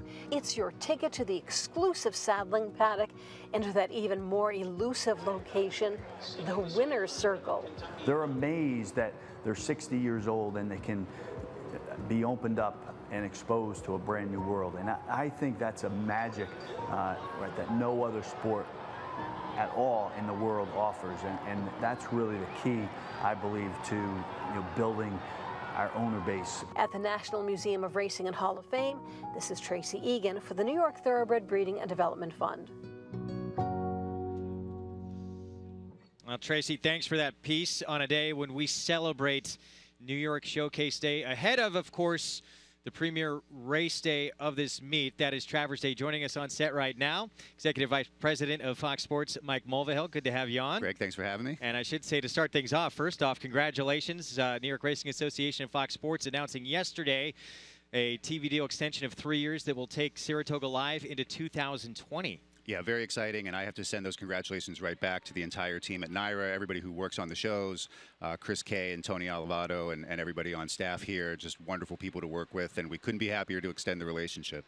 Why should horse racing fans, and really just sports fans in general, who may be somewhat new to racing but get a taste of the show, be excited about seeing this on for the next 3 years now? Well, hopefully people are excited because we're providing daily live coverage. We get to do a couple hours a day, which is, I think, unprecedented in racing's history on TV. To have a chance to do a whole meet and tell stories over a period of 6 weeks rather than 60 minutes, I think that's a really special opportunity. Hopefully it allows us to draw people a little bit deeper into the narratives and to spend more time talking handicapping and horse playing and get people a little bit more into that part of the game. There's so much sports content out there right now. It's just the airwaves are clogged with content. What do you think is the state of horse racing on television right now, and where does it need to go? I think that this is, at the risk of overstating it, I think we're in kind of a golden era for horse racing on TV and in media. You've got multiple networks doing productions at, I think, a really high level of quality. NBC does a beautiful job with their shows. I think we have the best team in the business right here. I think our show is as good or better than anything else in racing, maybe not counting this interview. But I think racing fans have an opportunity to see the sport on multiple networks produced at exceptionally high quality. And hand in hand with that, you now have the opportunity to bet via the internet from any location in the world, assuming it's legal. And that's a great thing. So between the availability of wagering, the availability of the sport on TV, I think it's a great time to be a racing fan. And, of course, tomorrow on our show, we have an early start time. We're on at 2 Eastern. We're going to have Songbird back in action, the personal ensign. Yeah. We got to have her on our show last year as well, but she's a pretty special filly that very excited about having on the show. Yeah, it's special for us to have Songbird on our air. I think it's going to be an interesting race. I think that in a different pace scenario and maybe with a bigger field, you could maybe take a longer look at a horse like Forever Unbridled. But it feels like tomorrow Songbird is going to be able to control the pace and set whatever fraction she chooses to, and I think she's going to be very hard to catch. And you know this game very well. You're a big horse racing fan, and you should probably come in and be a guest analyst for us as well. There's our special early start time at 2 Eastern. I can't let you go until I get a Travers selection from you as well. This 3-year-old picture, of course, is so wide open right now. Yeah. This Midsummer Derby is going to go a long way in determining who kind of takes over the mantle as leader of the division. Who do you like tomorrow? Well, I'm now a West Coast guy after being on the East Coast for a lot of years, and so I'm taking Bob Baffert and Mike Smith and West Coast. I thought his race at Los Al, his last race back, was pretty impressive. I like the way that he kicked on in the stretch. I think the race is going to set up pretty well for him, and I think the betting's going to be fascinating. I think this is a race where you're going to have a 7-2, 4-1 favorite, a lot of value on the board. Wouldn't be surprised to see West Coast actually go off favored because of the connections, but I think that's where I'm going to land. It's a wide open race and a really fun race to handicap and bet. All 3 individual winners of the Triple Crown. Top 2 finishers from the Haskell and the top 3 finishers from the Jim Dandy, and that's only about half the field. It is loaded tomorrow. Our show is going to be loaded as well. We are back on at 2 Eastern. Very much looking forward to 3 more years together here with Saratoga Live. Can't wait. This is a great way to start. It's going to be a wonderful day tomorrow. I hope everybody has a great time and cashes some tickets. Thanks for coming on. We appreciate it. Thanks, Greg. Mike Mulvihill, Executive Vice President of Fox Sports. We're going to take a break in the action. More Saratoga Live coming up after a short break. Speaking of that, Travers, it was a breakthrough win for Jose Ortiz, his first ever win in the Triple Crown Series on Taproot. Now the Belmont winner, your morning live favorite for Saturday. We'll be back.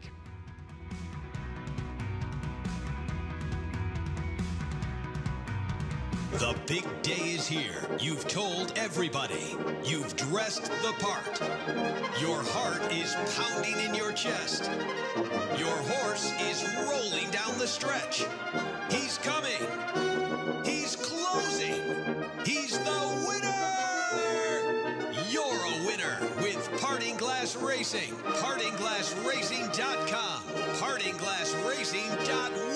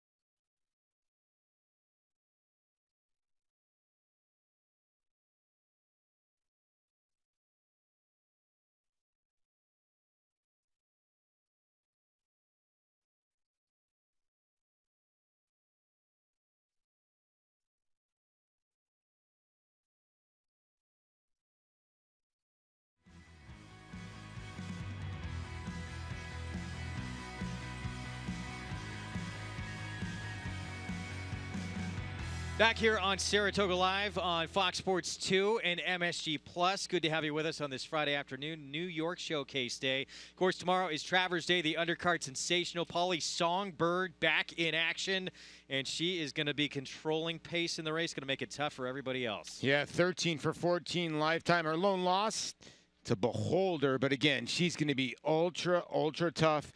Fox Hill Farms and Mike Smith will be aboard. And, of course, the great Lady Eli coming back in the Grade 2 Ballston Spa, and she had to earn that Diana victory. She's going to be going up again against her stablemate, Antino. Some gate issues for both of them breaking through the gate, but Lady Eli was able to be victorious. Man, what a story, and what a mare she has been. 9 for 12 lifetime. You look at her and Songbird together, whew, pretty good resumes, about 22 wins between them. Again, early start time for us tomorrow on Fox Sports 2 and MSG Plus. We're on at 2 Eastern. We go till 4:30. We'll have Songbird in the personal ensign. We'll have the ballerina. We'll have the Alan Jerkins and the Breeders' Cup Sprint rematch of Dre Fong and Mind Your Biscuits in the Grade 1 Forgo. 2 Eastern early start time tomorrow. Yeah, and maybe the wild card in there is Divining Rod, but that's going to be a heck of a race. Mind Your Biscuits. You're going to see who the best sprinter is tomorrow. Don't make it more difficult for me. I know. West Point, presented by Trustco Bank, is coming up next. Mile and a 16th on the inner turf. Offering Plan for Chad Brown. Morning line favorite, but King Creesa trying to win it for a 3rd time in a row. It's Get Jets, though, who is favored with more on this field. Let's go to Maggie Wolfendale. And these turf races for these New York breds are certainly always interesting. It's kind of now become a class of the old regime versus the new regime. And right now the board is favoring the new with number 3, Get Jets, as your current favorite.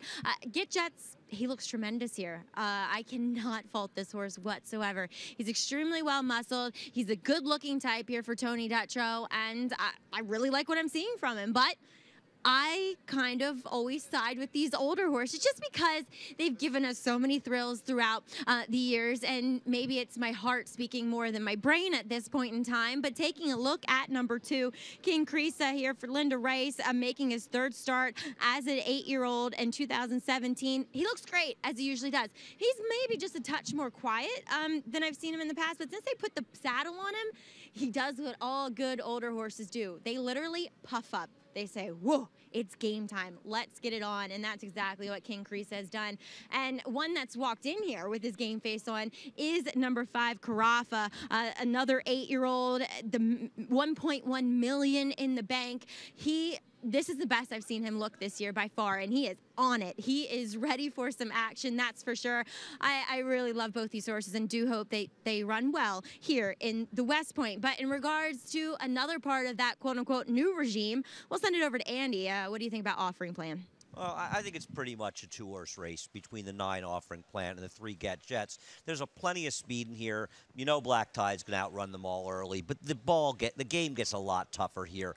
To me, Offering Plan was badly compromised last time by bad position. This is the Kingston 2-back where he overcame a very moderate pace and still got the job done. Got the job done and quickened really well from the outside. This race was impressive, and so was his last race in the Open Forbidden Apple, where he was 5th and really never got a chance to run until very late in that race, Andy. And when he got the chance to run, he looked like he looks right here. He quickened. Yeah, even though he finished behind Get Jets, I actually thought he ran the better race that day with Get Jets finishing 2nd. But listen, Get Jets is good. I'm not knocking Get Jets at all. He's run terrific in all of his turf races. He handled a class jump last time fine, but he saved all the ground. And he had a cleaner trip, though. He did have to alter course a bit. Cleaner trip, and he's doing something today he hasn't done yet, Andy, and you know what that is. He's going 2 turns. He's yet to do that. All of his races are 1 turn. Sometimes that can be very confusing for a horse. And interestingly enough, the only time he went 2 turns in the dirt was also his worst dirt race. Here's the race. Now, you see Get Jets on the inside, and we'll talk about it. You see where Offering Plan was in the back. In the bright he yellow? kind of swung around. He tried to get outside for a run. Javier realized he couldn't get all stacked up there, and he cut him back in. Right there, Get Jets comes over enough. He sort of shies away from him and goes back. Get Jets does have to alter course a bit, but he gets through pretty smoothly. Offering Plan really didn't have to go around, and I think he was running just as well at the end with a tougher trip. So the common denominator between the last 2 races we've watched of Offering Plan is that he wants to get all the way outside to make his run. And on this course, over this meet, that has been a good strategy. Well, we'll see on the inner. Keep in mind the rails have come down, so it's very fresh ground towards the inside. Still, I think if they get the same fair kick down the stretch, that Offering Plan will run down Get Jets, but Get Jets may have better early position. Post parade here coming up shortly for the West Point, 8-5 on Get Jets. And right next door, how can you not root for a horse like this? King Creesa won it in 2014 and 2016. Here he is. Our post-parade brought to you by OCD Pellets, celebrating their 10th anniversary of supporting the equine industry with their 2-in-1 bone and joint supplement. King Creesa, the 8-year-old, looking for a three-peat in this race, trained by Linda Rice, Jose Ortiz aboard. This one that makes his living on the front end, but that's going to be difficult to do today with a lot of other speed in here. Team D sends out Get Jets, trained by Tony Dutrow, and John Velasquez rides. He's been a different horse since he stepped on the turf course. I think he's actually going to relish the 2 turns, sort of a biggest son of Scat Daddy. Another old veteran here coming up, McKagan, 6-year-old Joel Rosario for trainer Bill Mott and Trinity Farm. Another that wants to make the lead, use his speed. That's where he runs his best. But again, with the 8-horse in this race, very, very difficult to do. Carafa missed by a nose in this race last year to King Creesa. Joe Bravo rides, Timothy Hills trains. He really hasn't lost a step at age 8, has he? 3rd last time in the Monmouth of Grade 2, and he's got $1 million in his bank. All is number, the 6 here, trained by Tom Bush, and is Florent Giroux aboard. This is a solid allowance horse that's going to try to make a big jump in class today in this stakes race.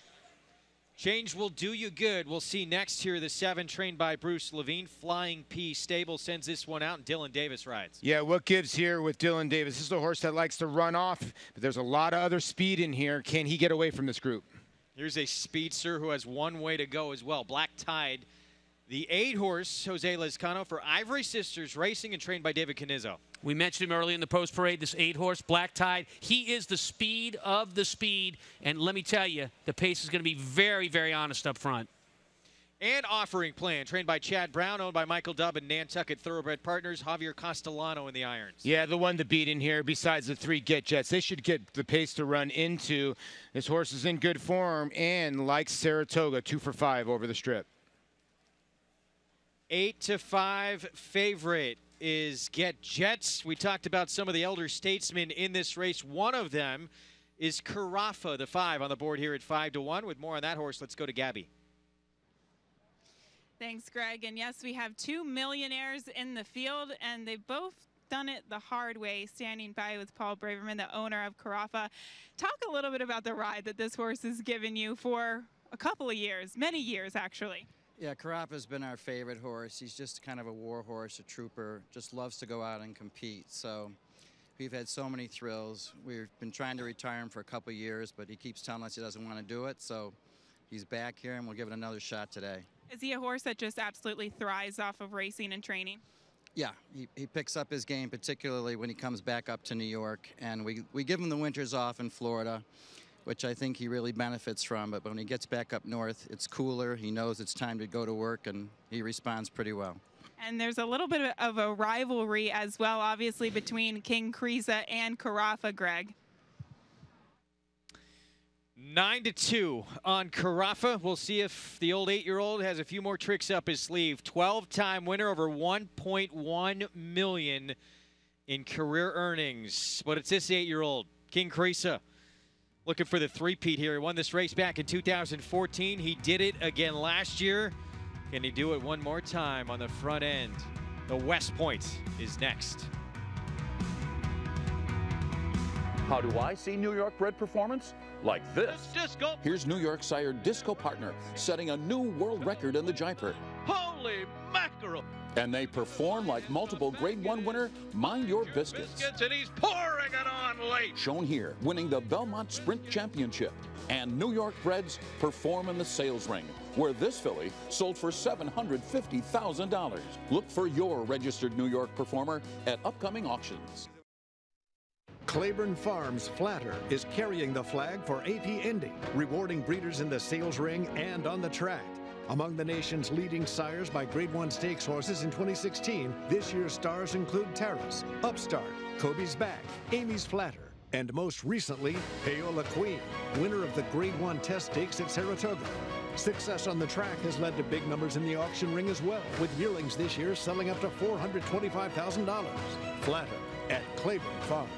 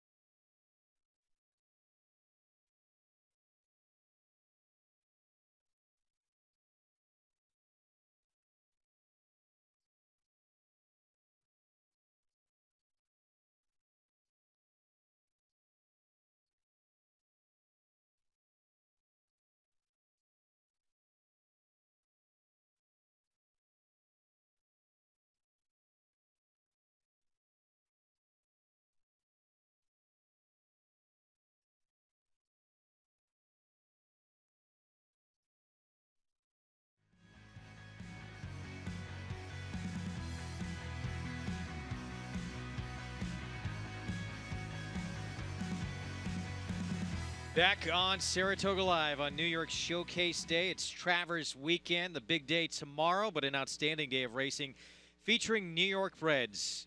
Across the card, the West Points. Just 2 minutes to post here coming up. And with more on this group, let's go to Maggie. And Greg, I want to talk about one of the millionaires that I talked about in the paddock. That's Carafa. And today, more so than any other start that I've seen him this year, he seems as though he's in it to win it. He is on the muscle. Joe Bravo actually gave him a warm-up by himself away from the pony. I like that. My only problem, and he's going to be my pick, my only problem is that he's never won here up at Saratoga. I don't know if he's just not the biggest fan of these tighter type of turns and he just likes it more at Belmont, but we'll see. A horse, though, that underwhelmed me in the warm-up would definitely have to be your current favorite at 2-1. Get Jets. I would just like to see him a little more in the bridle. He was just a little kind of apprehensive. Now, he is a turf horse, or I should say he's more of a turf horse. He has one on the dirt. And sometimes these horses just don't move as well on this surface. But still, as the 2-1 favorite, I would like to see a little bit more from him, Greg. Maggie, thanks. Well, back to Carafa, who she said looks tremendous, the 5-horse in here.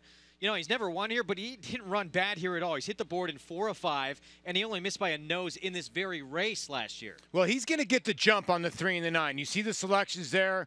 We're split. Maggie right in the middle between Gabby and myself and Tom and Andy. The thing about it is Maggie's horse is going to be sitting in the right position. The 3 and 9 are going to be probably behind her, but look for them late. They're going to both be rolling. And real quick, guys, downstairs, we know King Crease of the 2's quick. We know the 8's quick, the 7 with some speed. How's this pace play out? Well, there's only one speed in here, and that's Black Tide. I mean, he's going. He's tipped his hand. You have to fall down out of the gate not to be in front here, and the others are afraid to run with him. King Crease is not really as quick as McKagan or Change Will You Do Good unless they hustle. He could be as far as 4th early. Yeah, look, and that's the problem with the 2, King Carissa. If he doesn't make the lead, he doesn't run his best race, and he's not making the lead here. West Point, just about all loaded up. It is Get Jets, your 9 to 5 favorite. Let's send it up to the voice of the Triple Crown for the call, Larry Colmus. 2 left to load, Carafa and Offering Plan. Carafa goes in, Offering Plan coming up to the outside stall, steps up and in.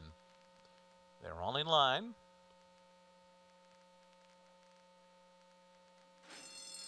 They're off in the West Point.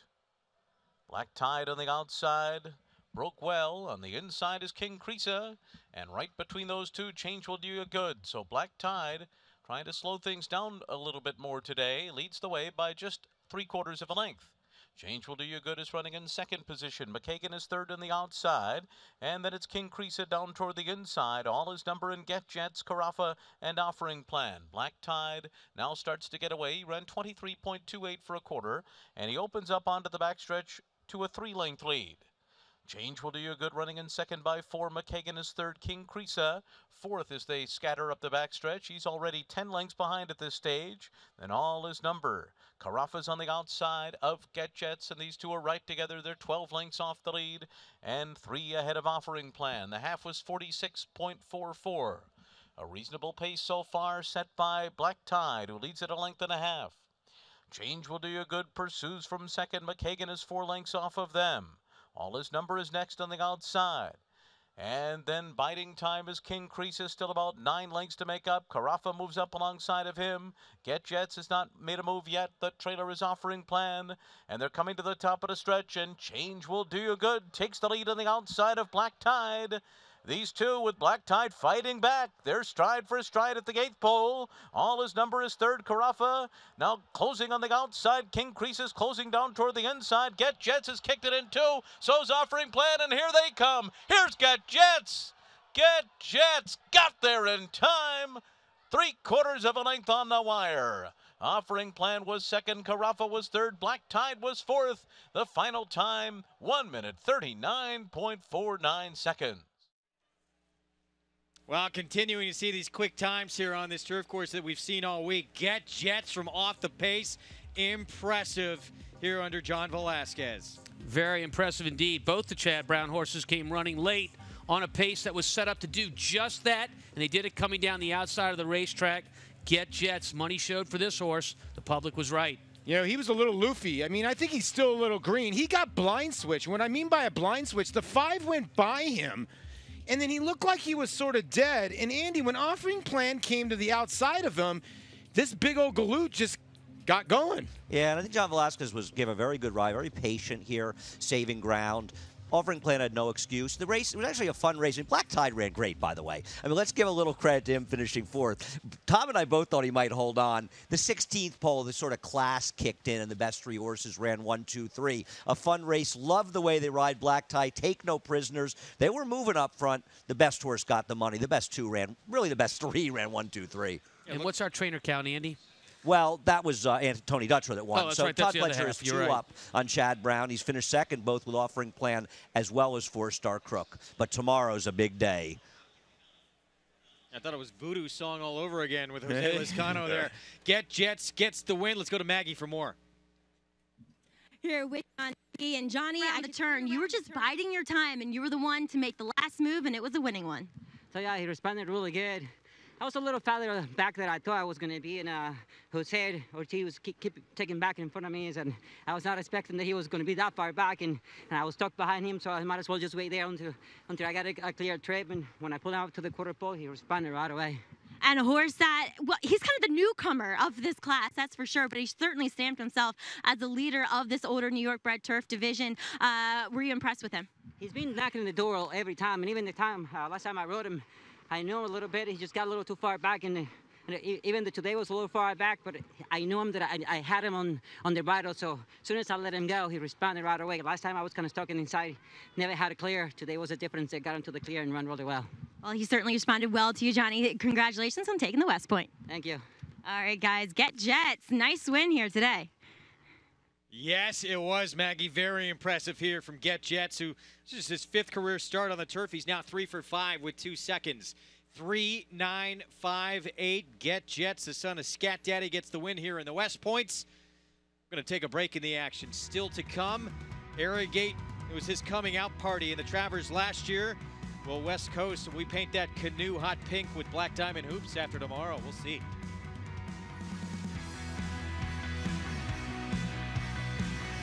Make NYRA-Bets your home for online horse racing and betting. Use NYRA-Bets to bet on live horse racing from around the world. Bet from anywhere, anytime using your computer or mobile device. Earn valuable reward points on bets. Play in our exclusive promotions and earn cash rebates. Sign up at NYRABets.com and start earning your sign-up bonus today. NYRA-Bets, racing's best play. Use promo code PICK5 to get a $200 new member sign-up bonus on NYRABets.com.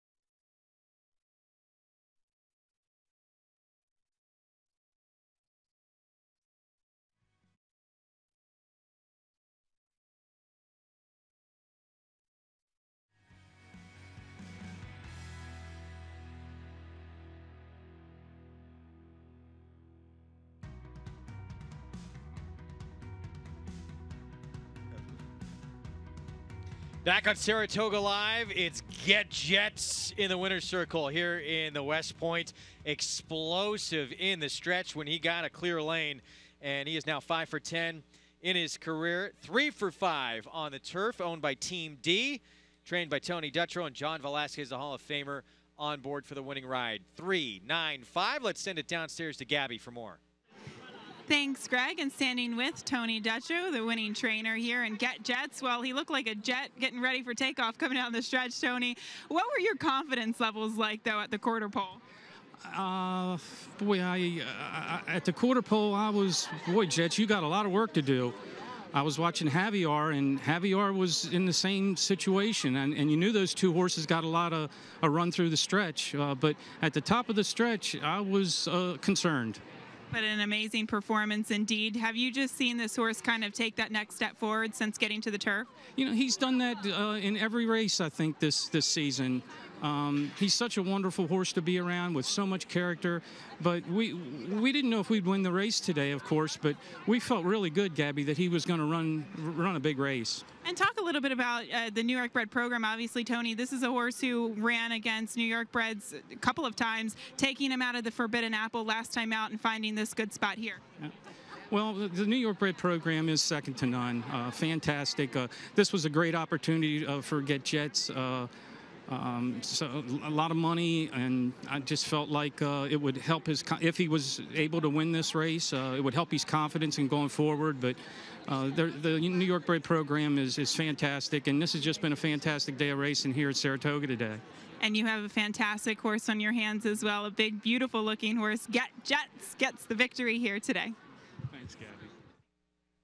Gabby, thanks. I mean, Paul, he's still relatively lightly raced on turf, and this was a good field he beat. Yeah, and you could tell Tony Dutrow's telling Gabby, listen, we looked like we were dead at the top of the lane, and it looked like that. When the 5 went by him, he just sort of got going again late, and as soon as Johnny went to that right hand, he took off. What paint color we need on that? Ooh, that's a good question. Winner of the Travers. The canoe, of course, gets painted each and every year, still wearing the colors of Arrogate's historic victory last year. The loaded field this year includes the top the top finishers, I should say, from all individual winners of this year's Triple Crown. Your top 2 winners from the Haskell as well, and of course, Good Samaritan, who won the Jim Dandy. It is loaded. The 3-year-old picture is completely wide open. Let's try and sort it out.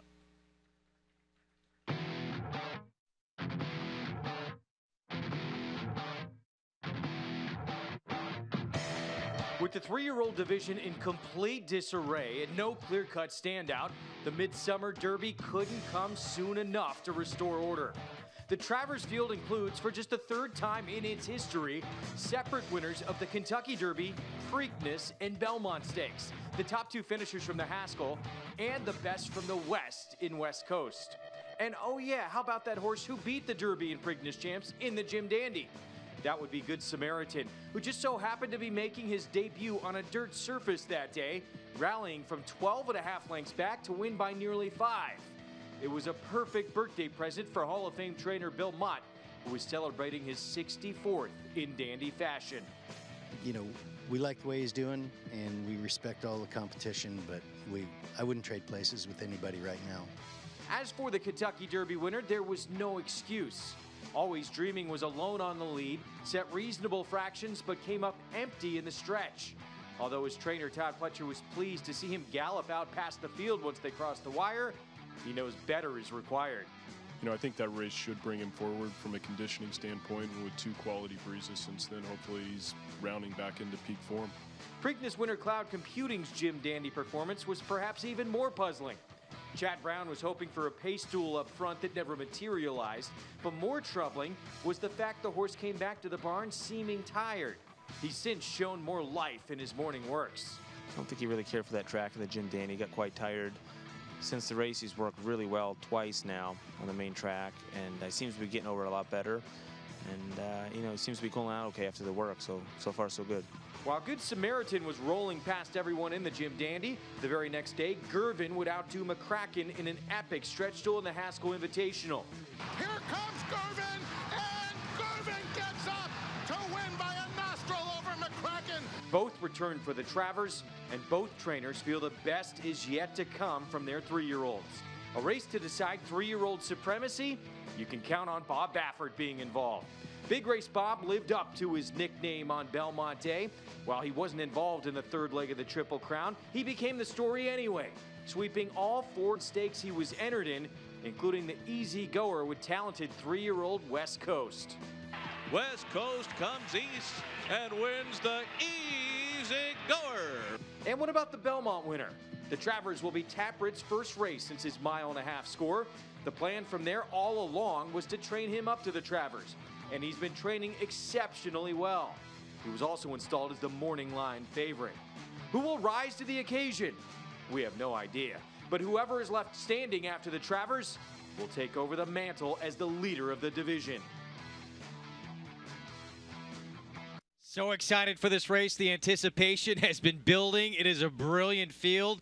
And keep in mind, the field tomorrow, an incredible betting race that you can play through NY Bets and earn a 10% winner's bonus on your mobile device by playing and hitting the trifecta. See all the details at nyrabets.com, the official betting site for the Travers Stakes. It is time to put your money where your mouth is. Let's start with trainer Tom Amos. Tom, who do you like in the Travers? Well, Greg, in that piece you said we have no idea, but I think I have a pretty good idea. I like one of the horses you mentioned in that piece, and that's West Coast. His Los Al Derby win was really pretty to look at. He came from around horses, and he did it from a spot that was really difficult to do it from around horses on that day. Won at Belmont already, looked good in the easy goer. This is an up-and-comer. Some of the others, they may have better resumes, but they are not the kind that are running up to form at this point.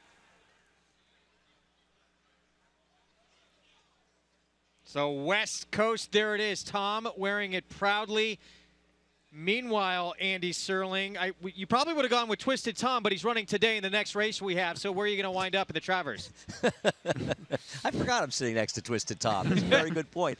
I'm going to take Cloud Computing again, and I get it. People are going to say you've taken him again. Well, he did win the Preakness. I did pick him that day. And I do think you could compare the running of the Jim Dandy to the Gotham that was run in New York earlier this year. Another big race that was run over a track that was heavily tilted to the inside. And the winner, Good Samaritan, got a very similar trip to J-Boy's Echo that day. And Cloud Computing was in the unenviable position of chasing a pace that was too fast, and he was doing it while outside, off the rail the whole way. The winner, the second horse, the third horse, all spent the majority of the race on the rail. I'll give him an excuse. I give him one more chance, but he's got to run a big one, because he did disappoint. I think it was the track, but we'll see what happens on Saturday.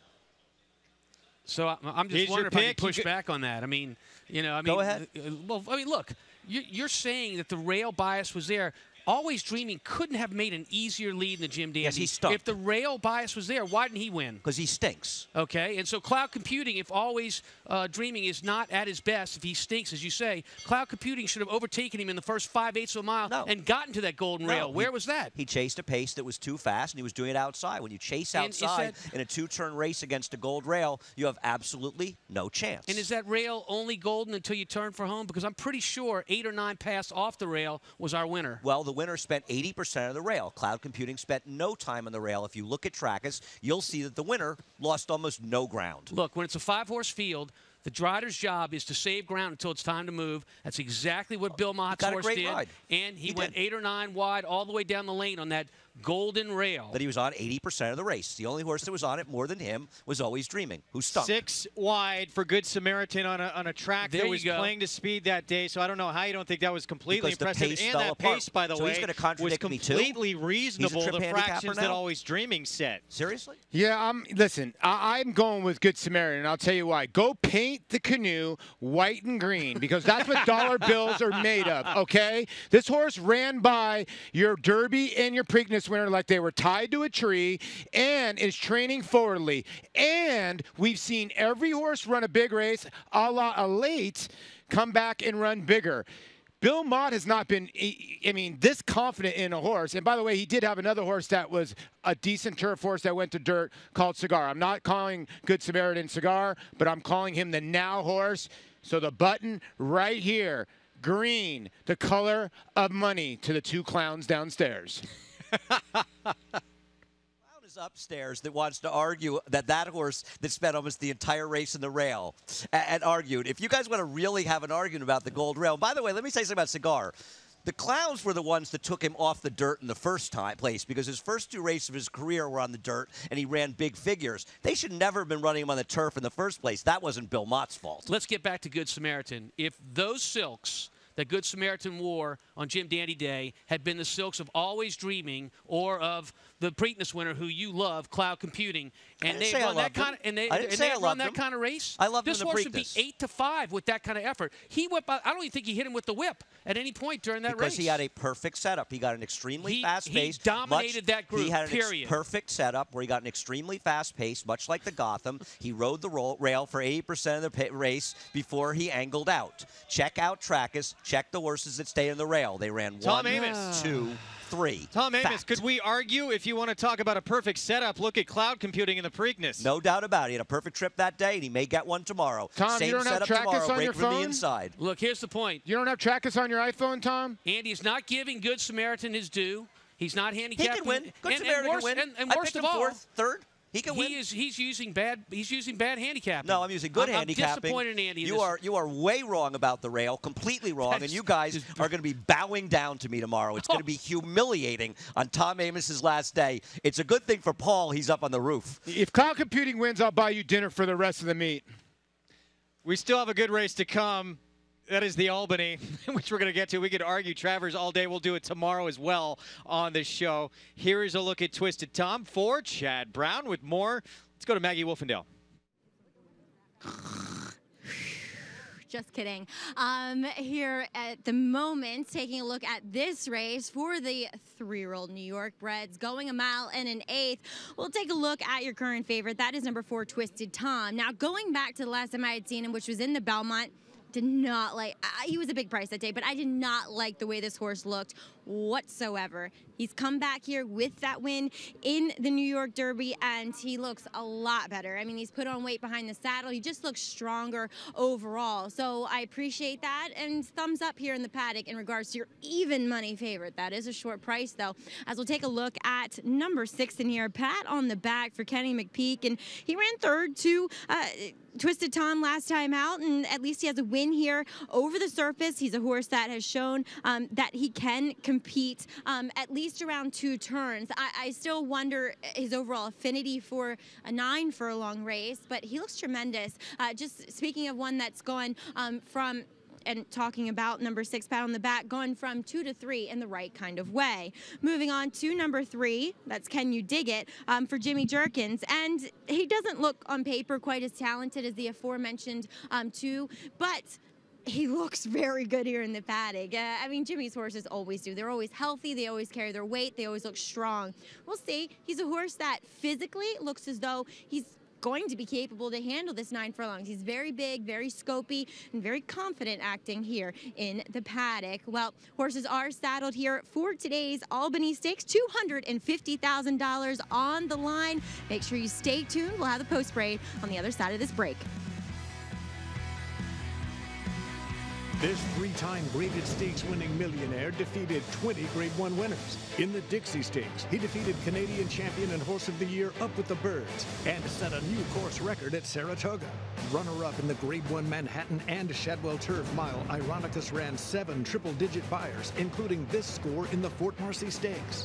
Half to 4 graded stakes winners, Ironicus has the speed, class, and bloodlines to become the next great sire by Distorted Humor. Ironicus at Claiborne Farm.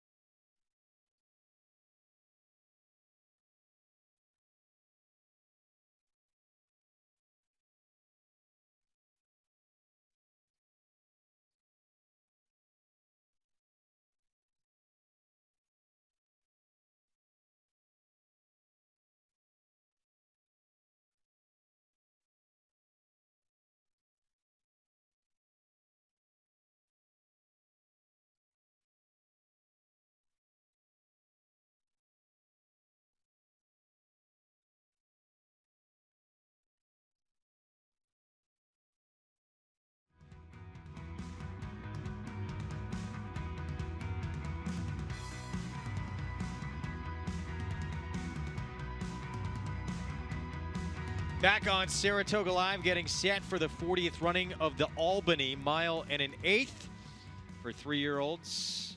Foaled in New York State coming up. If you're playing with NY-bred, you can win more on this upcoming race. If you hit the trifecta on your mobile device in the Albany, you can earn a 10% winner's bonus. NY-bred offers this trifecta winner's bonus on a Saratoga Stakes every single day. See the full list of stakes at nyrabets.com, the official betting site for Saratoga Racecourse and the Travers Stakes. Getting set for our post-parade. Coming up here, post-parade. Good race, by the way. Tremendous race coming up, as we'll have the rematch between Twisted Tom and Broken Engagement coming out of that New York Derby at Finger Lakes. Post-parade brought to you by OCD Pellets, celebrating their 10th anniversary of supporting the equine industry with their 2-in-1 bone and joint supplement. For more info, go to OCDpellets.com. Here is Dynamax Prime for Team Penny Racing, trained by George Weaver with Rajiv Mirage. This horse is going to have to step up, obviously, off the New York Derby, but does have some okay races going back. Six String Stables sends out Dire Maker. Blinkers go on for trainer Nick Zito, and Tyler Gaffleone rides. Yeah, look, they're trying to find a solution to his recent weak efforts, so they'll try the blinkers on and see if that gets it done. Chester and Mary Broman send out Can You Dig It? The 3 for Jimmy Jerkins, Jose Ortiz aboard the Son of Tiz Now. You know, a disappointing effort last time, and unfortunately doesn't get more pace today, and that may be what he needs. Twisted Tom, here's the 4-5 favorite for Cobra Farm. This is a horse that's going to give the entire field significant weight, going an extra 16th, but he beat them all in the New York Derby.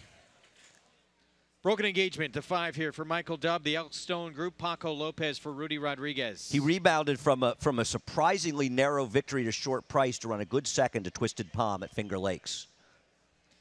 And Harold Lerner sends out Pat on the back, trained by Kenny McPeak. Dylan Davis aboard was third behind Twisted Tom and Broken Engagement last out. I think the plan here is going to be to try to clear this field early, slow it down, and see if they can hang on.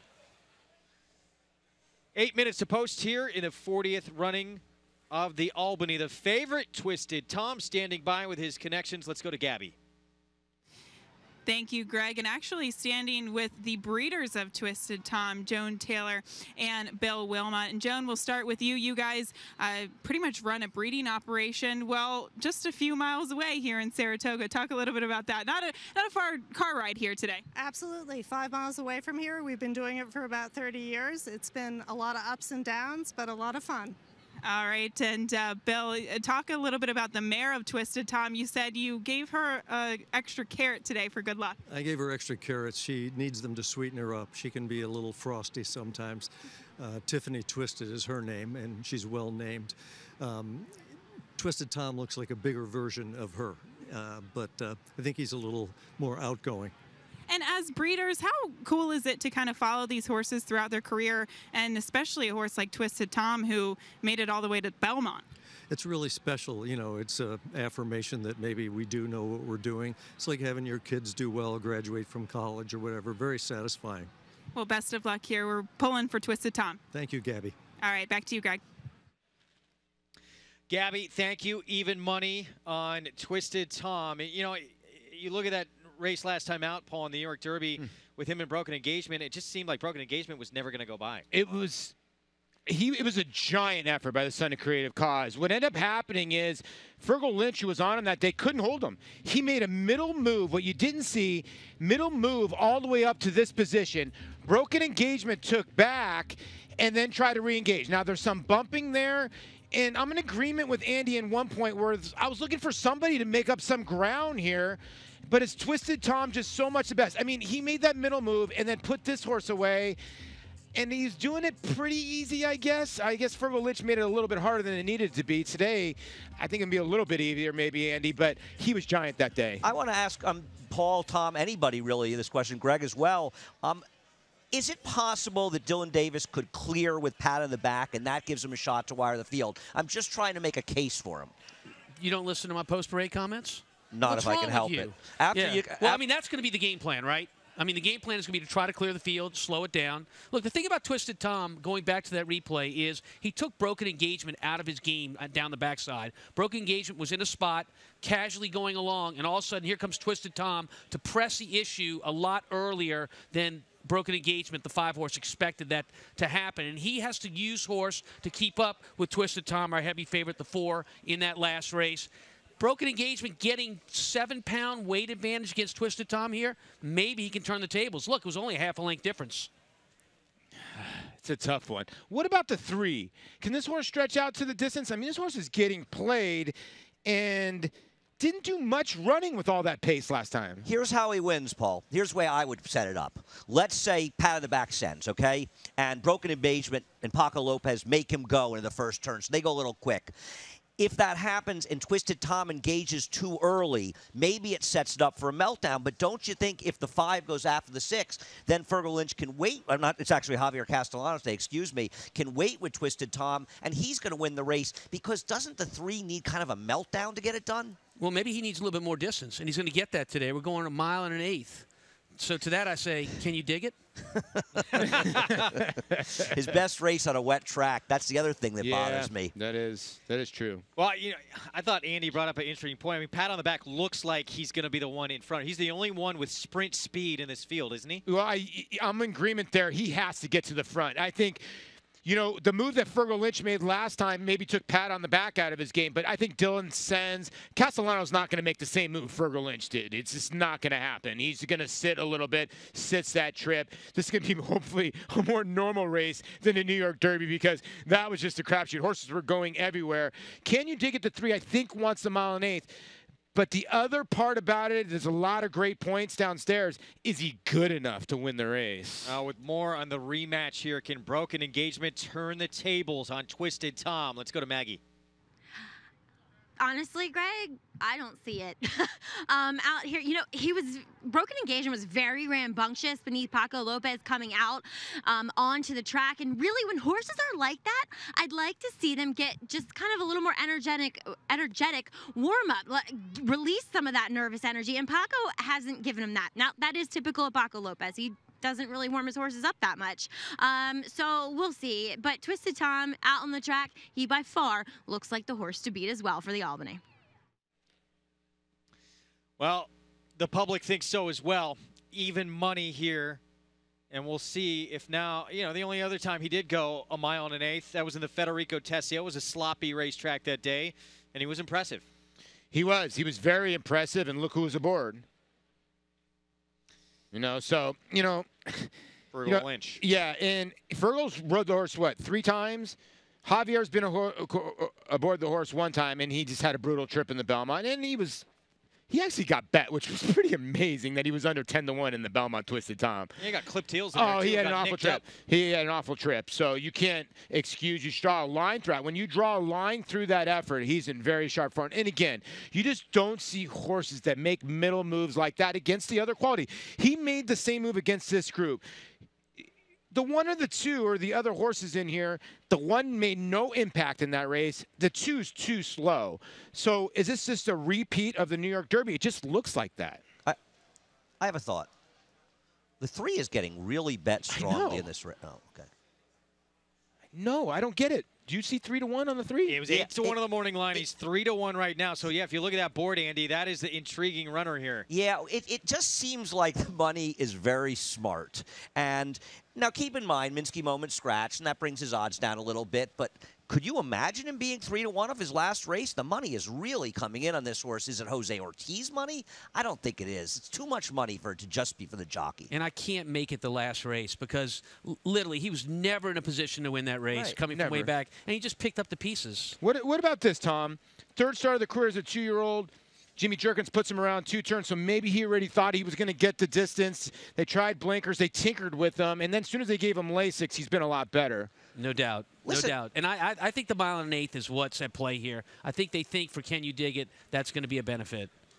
And maybe the argument is you kind of know that Broken Engagements had his chance to beat the 4, and if he doesn't beat him, the 3's the next likely one. But I think Tom makes a great point about the 7-pound weight shift. I'm not big on weight, but that is a big shift at 1 1/8 miles. I tell you what Andy just said is key when you're handicapping races. Can You Dig It the second best horse in here? I don't think so. The 5 is.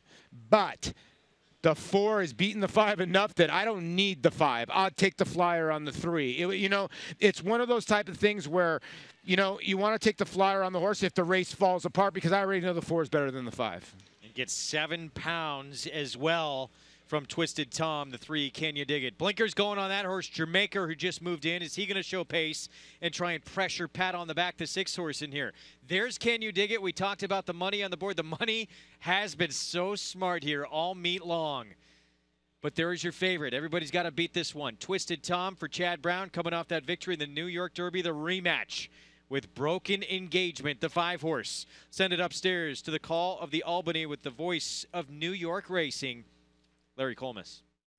Broken Engagement about to move into the starting gate under Paco Lopez. He will be second last to go into line, ahead of Pat on the back, as Twisted Tom maintains the even money favorites role here. Broken Engagement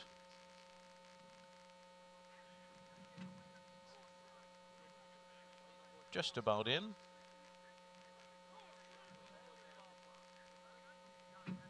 Now they've got him in there, just waiting for Pat on the back. Pat on the back and Dylan Davis come up to the outside stall, and they're all in line. They're off in the Albany and off to a good start. It is Broken Engagement sent out with Jamaica for the early lead. Pat on the back is away running in 3rd on their outside. Twisted Tom sits behind them with Dynamax Prime to his inside. And last of them all is Can You Dig It? Jamaica in front on the first turn. Tyler Gaffleone sends him along to a 1.5 early lead here. Broken Engagement running in 2nd through the first quarter in 24.04 seconds. Dynamax Prime on the inside of Pat on the back, 3rd and 4th.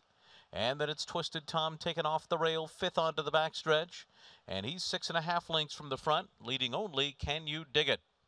Jamaica up top here with a 3-length lead on the backstretch. Broken Engagement, Pat on the back pursuing from 2nd and 3rd as they complete the first half in 48.41 seconds. Twisted Tom staying well off the rail. Can You Dig It? And Dynamax Prime have now come through on his inside as they make their way into the far turn. There's a half mile to run. Jamaica the leader by a 1.5 lengths. Pat on the back on the outside. Broken Engagement has the rail. And now Javier Castellano asking more from Twisted Tom. They're going to try to come up on the outside. Twisted Tom put to the whip while 4 wide on the turn. Can You Dig It's in contention from 5th, right behind the leading quartet. And last of them all is Dynamax Prime. They're coming toward the top of the stretch. Pat on the back and Twisted Tom are 1-2 as they turn for home now. Twisted Tom on the outside. Pat on the back is next. Broken Engagement tries to hang in at the rail. And on the far outside, Can You Dig It? Putting in a bid, but it is Twisted Tom who's starting to pull away. Twisted Tom kicks clear as they come down to the wire. And Twisted Tom will take the Albany by almost 5. Can You Dig It was 2nd, and then it was Pat on the back, followed by Broken Engagement in Jamaica in 1:50.25. No doubt about your winner. It's Twisted Tom in the Albany, and Chad Brown within 1 now of Todd Pletcher. Yeah, this was handled with care with Javier Castellano. He tipped this son of Creative Cause about 5 wide on the far turn and was like, I am not getting in any trouble. I have the best horse, and he got the job done again. Twisted Tom, 6 wins in 9 career starts and goes back-to-back with a New York Derby and Albany win. We'll be back.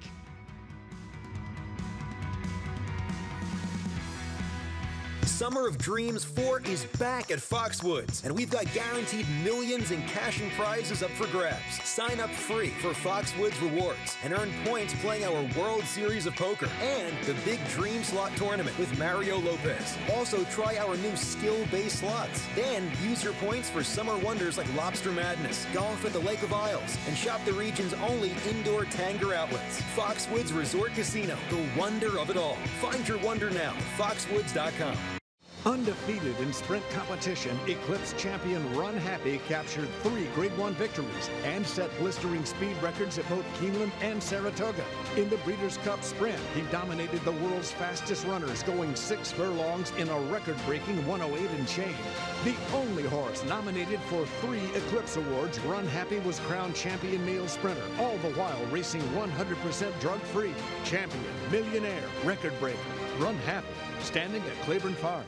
How do I see New York-bred performance? Like this. Disco. Here's New York sire Disco Partner setting a new world record in the Jaipur. Holy mackerel. And they perform like multiple Grade 1 winner Mind Your Biscuits. And he's pouring it on late. Shown here, winning the Belmont Sprint Championship. And New York-breds perform in the sales ring, where this filly sold for $750,000. Look for your registered New York performer at upcoming auctions.